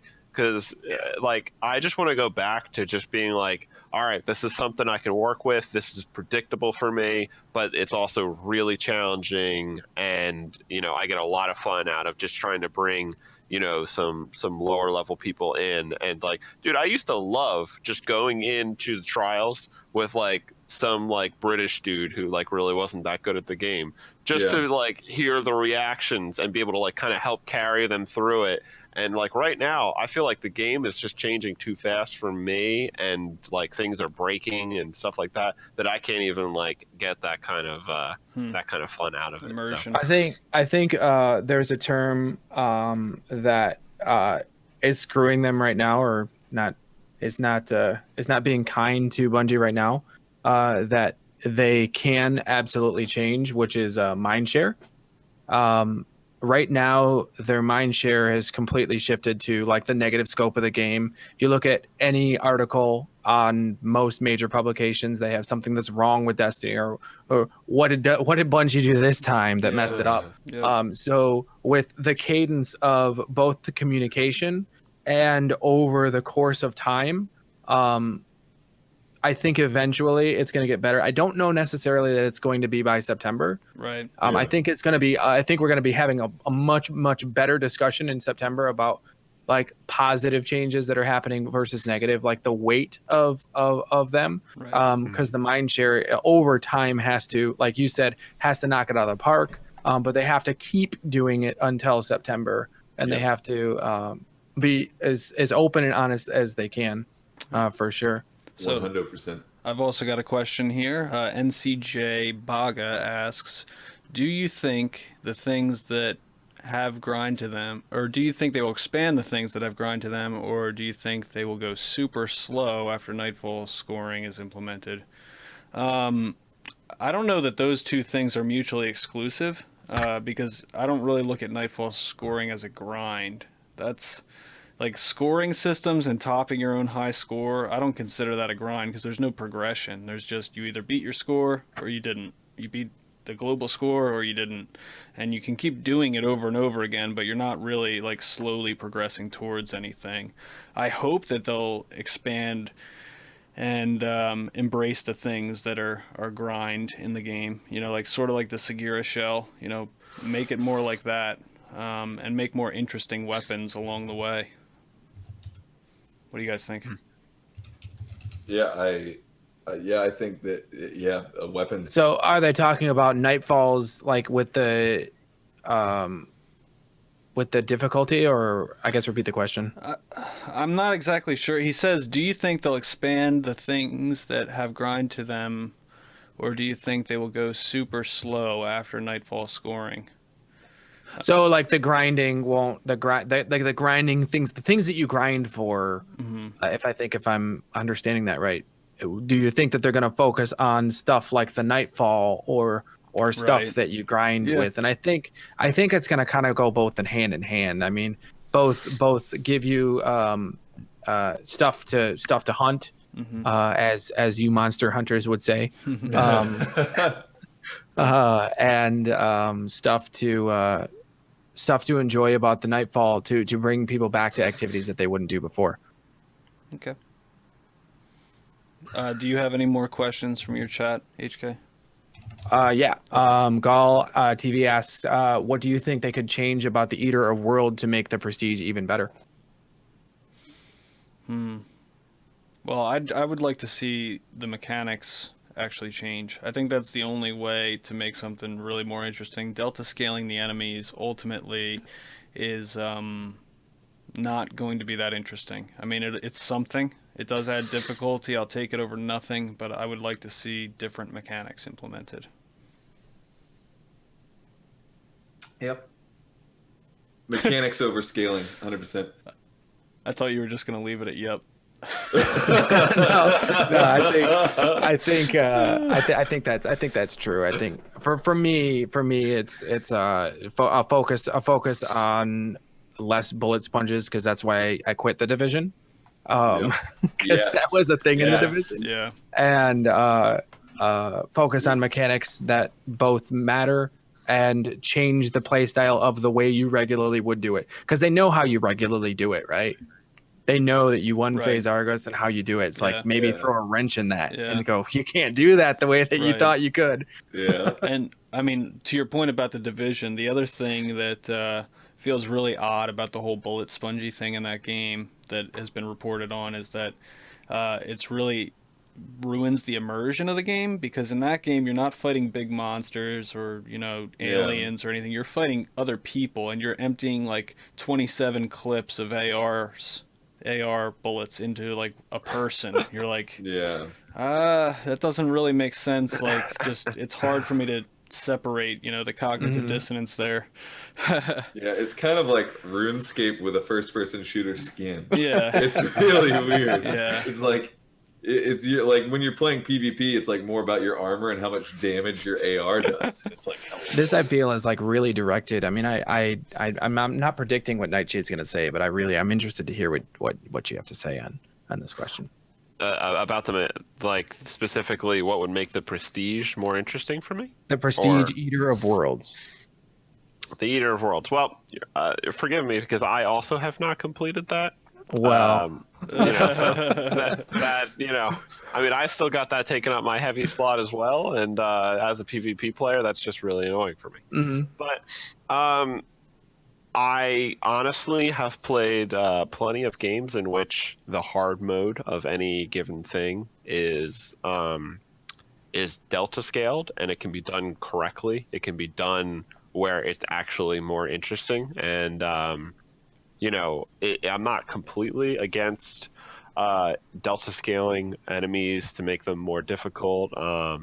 I don't think that that's something I would want to see in that raid, though, from what I've seen so far, because of all the same points that you raised already. That at a certain point, it's impossible when you're trying to kill like a bather or something like that. And so that leaves them with only one option, and that is mechanics based. And right now, I'm kind of a bit disappointed with that raid's mechanics. It seems to be that if somebody messes up, at least this is just from what I was seeing, it seems like if somebody messes up, you have a pretty decent chance of being able to recoup, at least from the bathing thing that I saw. Especially now that you can res people, right? Yeah.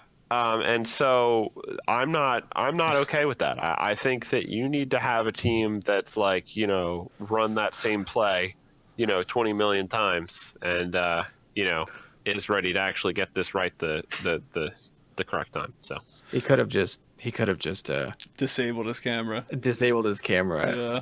Yeah. He doesn't have the kitten. Godin Gaming asks a great question here. He says, what giant version of a regular enemy would you like to see them use for the next strike boss? and I'd like to see a Phalanx, a shield Phalanx with just a giant shield that takes up the whole map. That would be cool. I would like to see a public event where you fight a Callus robot like in the tower. Okay. All right. He would be enormous. I'm going to blow all your minds here. I want to see a ship battle. I want a giant. I want one of their giant ships, and I want to have to be able to shoot that ship from on top of my ship You know, Oh, God. so we're just kind of like going around it in a circular pattern, shooting at different, you know, Like a aspects giant of. bullet sponge. Like a giant bullet with nothing. know- Like he just sits there and does nothing, Yeah. just floats there. No, but in all seriousness, I would love to see the way that they implement that. I need to, what do you call it? Like use my ship. Is that it's actually incorporated in a battle where my ship is a platform, Yeah. and I'm going around it, Space shooting battles. at the weapons.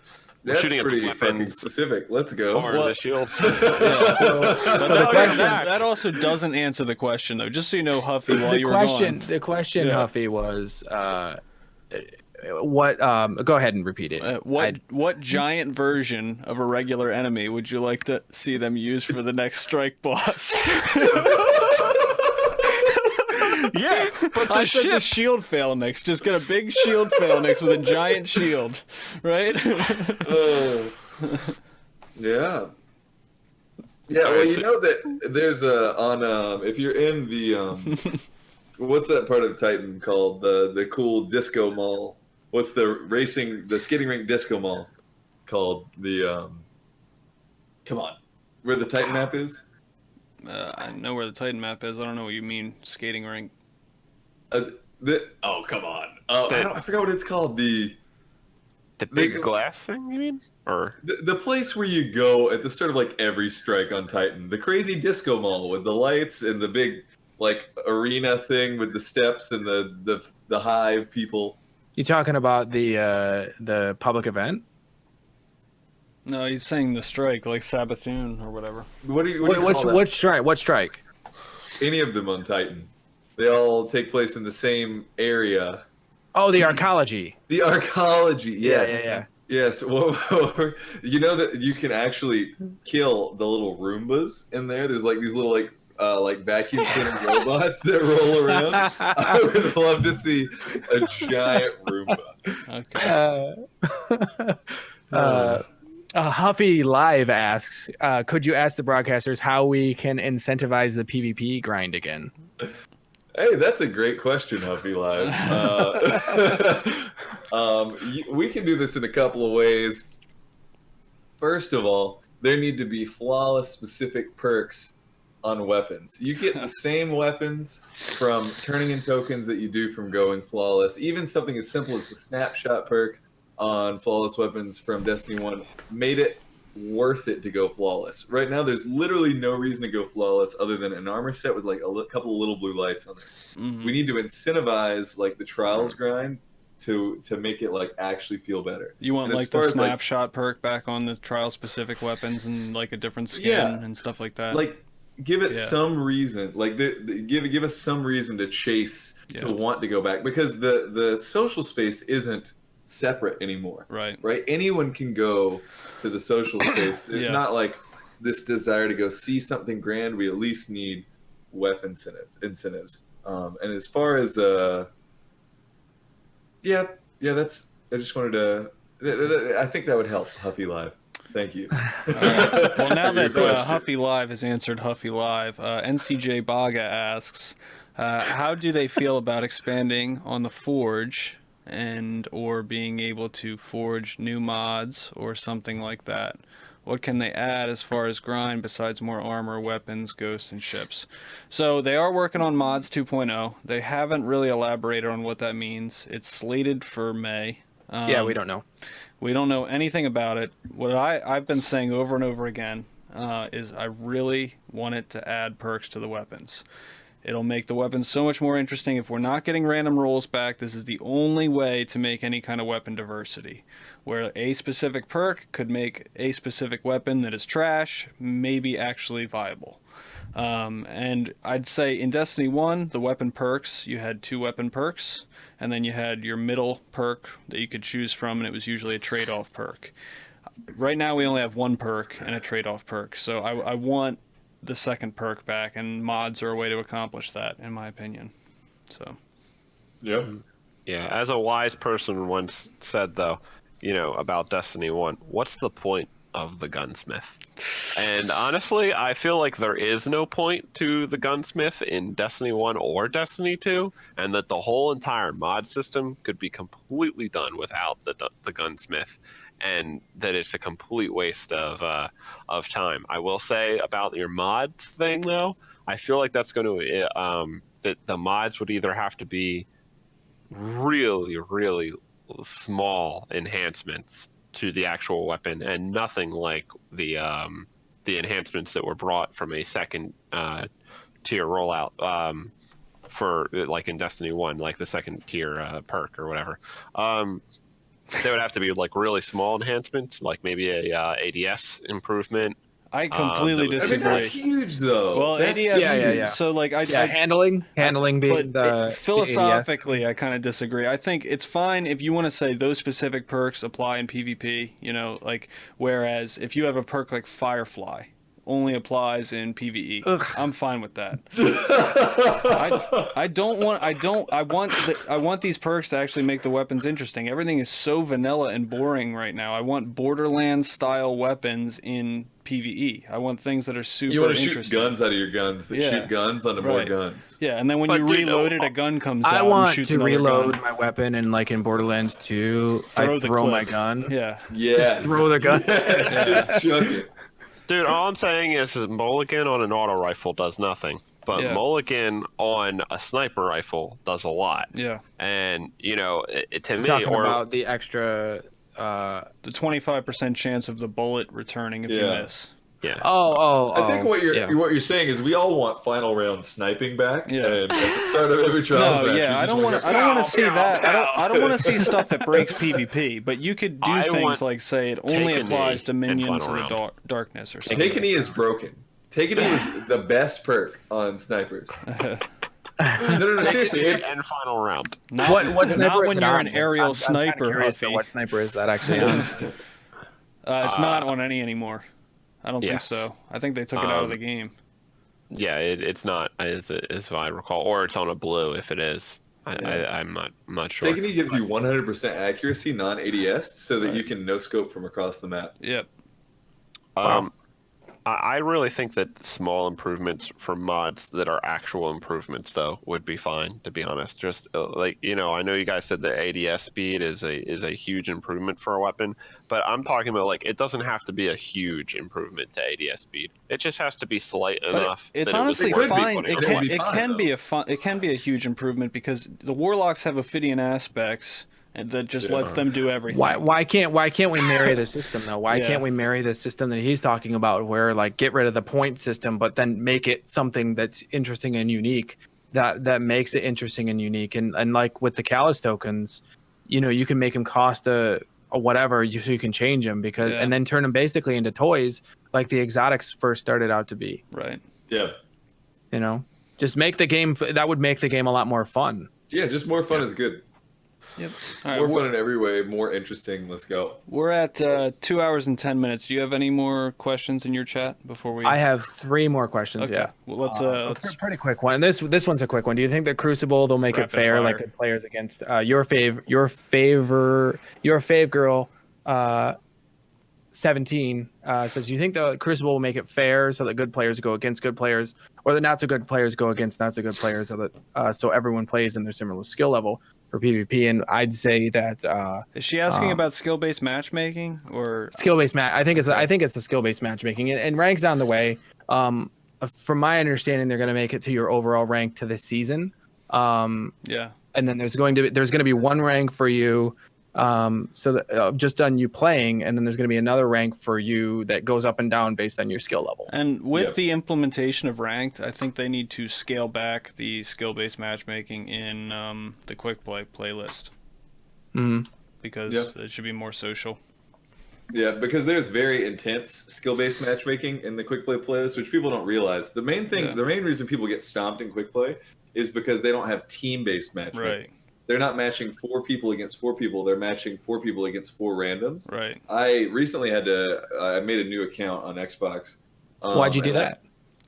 I made a new account. Anyway, I made a new account on Xbox. We talked about We did talk about unnecessary. this. Yeah. Yeah, we talked about that in the last podcast. Oh, okay. No reason, by the way. So I had to make a new account, and I logged on, and for the first like 3 hours of playing PvP, I had an 82 KD Oh my god. because the skill base, there was no skill based Right. matchmaking. It was a new account, and Right. like I was playing just like random people, like And so I'm actually fine with like a little bit existing where they protect like the bottom 10% or new players from getting pub stomped, but everybody else should just be kind of in a connection based pool, in my opinion, for that playlist except for specifically. ranked needs to be so like in Yeah. order to balance that, we need ranked to be so skill based Yeah. that it hurts. Like when you queue up in ranked, you should have a good The close connections game will probably every take a hit single though. time. Like I'm okay with waiting longer in ranked if they can make the connections a little better for queue. I don't want like Yeah. terrible connections in that. So we'll Dedicated see. servers in 2018. Oh god. Well, let's not even get into that. That'll take another 2 Yeah. hours. Yeah. So And next then question. I guess yours thing asks, why do fusion rifles suck in all aspects? They don't. They don't on console because of aim No, assist. yeah, I would say get yourself the main ingredient and call it a day. Yeah. Yep. Yep. And then Lyrsa, I mean, do you have anything, Nightshade, to add there? Yeah, I mean, I think that fusion rifles are the only interesting weapon to me outside Unique. of Yeah. it's like a charge up gun that you can actually hear and be afraid of, and it's not game breaking. That's pretty Right. amazing to me. I mean, Yeah. it's not the charge pistol where I'm afraid that I'm going to get noob comboed. If You know, anything, where it's like and be hard. I'm Yeah. surprised Bungie It's- hasn't nerfed them yet. I mean, there's been like 2 patches to the game, and they haven't nerfed fusion rifles. Well, It's they're like- still in the power slot though, and they're still Yeah. like Yeah. you're forcing yourself to choose between a fusion rifle Oh, I'm and not a rocket saying launcher. I'm not saying And they a should be rocket nerfed. It was like a launcher. meme. It was a meme in Destiny 1. They nerfed fusion rifles with every patch for no reason. Right. And a rocket launcher. Yeah. There's a rocket launcher in the heavy spot, y'all. Yeah. Oh my gosh. But You die frequently to rocket launchers? Last tiny point, I would really love to just see the fusion rifles take a little bit longer to charge, but be more consistent. That's my overall view of them. I think that they're getting a little too fast, and it should just be more about the charge and consistency. And make them better on mouse and keyboard. They're not good on mouse and Yeah. keyboard. They are relying on aim assist. They were designed for aim assist. The range is much smaller on mouse and keyboard. Yeah. And the last question comes from Lyrsa, who says, "Do you think that heavy spawning more frequently will make it better for Crucible?" Absolutely not. Not unless they tone back the rockets, man. There needs to be less rockets. If it's gonna spawn more frequently, you need 1 shot in rockets. You need 2 shots of colony. And you If need it to spawns spawn in the same way that it is now. You should spawn with sniper ammo already in your heavy slot. Oh my gosh. Just spawn with rocket ammo. Is that what you're saying? yeah. Yeah. I mean, more frequent heavy spawns can be fine if as long as there's territory control like involved here. Here's the big problem with PvP right now. Rocket launchers and colony are so easy to use and so much more effective than every other weapon, and they spawn. There are 2 heavy crates simultaneously. Even in trials, it would make sense maybe for quick play, but even in trials and countdown, there are 2 heavy crate spawns. So there's no incentive to push an objective. You wait on your side of the map for your heavy crate, then you get a rocket and you get 2 free kills on the first unsuspecting victim. It's literally like there's no fight for the heavy ammo. There's no fight for the power. The thing that made rockets okay in Halo was there was 1 rocket on the map. It was all about territory control. Now the spawns were legitimate better. strategy for countdown, and the spawns were better. The legitimate strategy for countdown, if the other team plants, Is wait. is to wait on rockets. You keep somebody alive who has a rocket launcher, and then you push the OBJ with rockets. And when you die to rockets, you don't feel outplayed Yeah. because you didn't get outplayed. It's a rocket launcher. Yeah. Well, and Because since you PvP. brought up Colony, I'm just going to mention this again, like I did last week, because it's still not fixed. High frame rates break the tracking on PC. If you play, especially above 60 FPS, the Colony does not work. The tracking just goes haywire, and it's bad. Interesting. They got to fix it. It Well, makes the weapon unusable. I mean, listen. You don't understand what you're asking for, Rect. you don't want the colony to be better. You don't want them to fix it. Yeah. You don't understand the pain. Well, but dude, but the thing is, if somebody is playing on a potato PC, they're still getting the advantages. If they're playing like 30 to 40 FPS, then they can still use it against me in that way. It's just that I'm at a disadvantage if I want to use the colony because I play at a high frame rate. So it's not okay the way it is. I Listen. want to add one small caveat to what you're saying, Vince. I could be wrong about this, but I believe it's actually that the monitor or the VSync is like a big role in that. Like if you're putting out more frames, Uh-huh. but your VSync is turned on, you actually don't suffer it because from what MKE was talking about, he didn't even notice that or was not having that problem because he had VSync turned on or something Yeah, like but that. VSync, so that would be putting you at another disadvantage because then you suffer from really bad input delay. And he can say he Yeah. doesn't feel that, but it's been tested. I mean, it's definitely Yeah, there. I couldn't- know. I'm just saying you could handicap yourself to the normal input I couldn't delay. play the Mercury event without dying every single time when it was like because I play capped over 60, and so it goes like haywire, and I died the second I hit. I was always above or below it, and I would sometimes hit the thing that would bring me down Uh-huh. when we would go over to the other side, and I wouldn't even be able to make it to the other side. So I'd like Yeah. to make one tiny comment about your guys' criticisms of the rocket launcher and the colony. As much as I feel like they're overpowered, Be careful with your words. Here. when a sniper rifle is actually brought up to par, I think it's going to be a different game because Nope. sniping out somebody who gets power ammo is definitely a amazing feeling, and it's also kind of like a bit of a I don't know, a morale crusher for the other team. I think sniping will. Well, first of all, I think that sniping and shotguns, most of them should be moved to the energy slap. But that's that's unpopular opinion. Apparently, at Bungie. That's a popular. At Bungie, it's unpopular opinion. At Bungie, yeah.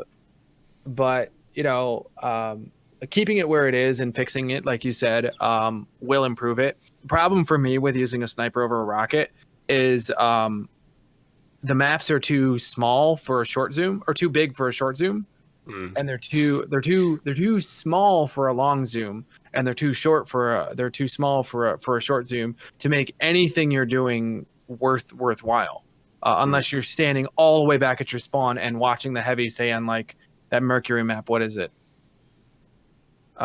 Which one? Ultra The- Flame? Altar of Flame, yeah. Yeah, I agree. I just feel like, and I don't mean to be Destiny 1 reminiscent, but I mean, there was a certain amount of quick scoping that was going on that, like, if you were a Yeah. faster quick scope, then the other person could line up the rocket. Because remember, there's actually like a lag to pulling your rocket to actually fire to the gun. Yeah. And that was not existent with the sniper originally. And so what you had was like, my quicker aim actually beats your slow rocket handling or whatever that's called. Ready, your slow weapon ready. So I think if the sniper game was stepped up and people were like using that as a counter to what I guess you could call cheesy heavy weapons, I don't know, but it would be like, whoa, this is a different game again, But the difference there was you were outplaying somebody who had power ammo with ammo that you like with a weapon that you had at the ready all the time. Like Yeah. the difference is that you have to acquire sniper rifle as power ammo. Yeah. So like that like what you just described makes total sense if they make the right move Yeah. and move snipers and shotguns back into the Yeah. special slot. Or like you said, or I'm sorry, like they're already planning though, which is that the special ammo, heavy ammo. Sorry, the heavy ammo is going to come in more frequently. Yeah. So people might just have a higher opportunity to have a sniper rifle on them. Right, Yeah. right. Exactly. All right, so Well, that's it. That's it for me for yeah. the questions anyway. Does anybody else That's it. have any other? that's it for my chat as well. I think this is a good time to do sign-offs. You can go ahead and sign off by telling people where to find you, your Twitter, your Twitch channel, whatever. I'm Wrecked. shameless joke there. Anyway, you can find me on Twitter at twitter.com/rectum, RECKEDUM. You can find me on twitch.tv, streaming most nights at twitch.tv/RECKED_UM. And I'll put everybody's links in the YouTube video in the description. Sick. Hey, I'm Huffy. Twitch.tv/HuffyLive, at Huffy on Twitch. I do trials carries. You want to go flawless? Hey, on Xbox. I would like to go flawless. No. I don't have an Xbox. No. I don't have an Xbox. Would you like to do your sign off? HK. Oh yeah, that's fine. I am HK117. You can find me on twitch.tv/HK117. Also, Twitter accounts, the HK117. All my accounts are linked up to either the HK117 or HK117. For some reason, I actually have the account to most of the HK117s, but I forgot the password long ago, so I had to remake them. But they're there. So pretty much everywhere is HK117, especially on Twitch. Yeah, that's it. Yeah. Well, I don't really stream or do anything like that, so I just kind of consider myself a Rex.tv contributor, you know? Let's go. So, but you can find me on twitch.tv/darklydreamer. That's another name that I use for a lot of my games, but my gamer tag is Nightshade13. All right. Sounds good. Thanks, everybody, for coming on the podcast. I hope to see you all again. Yep. Peace. Later. All the love.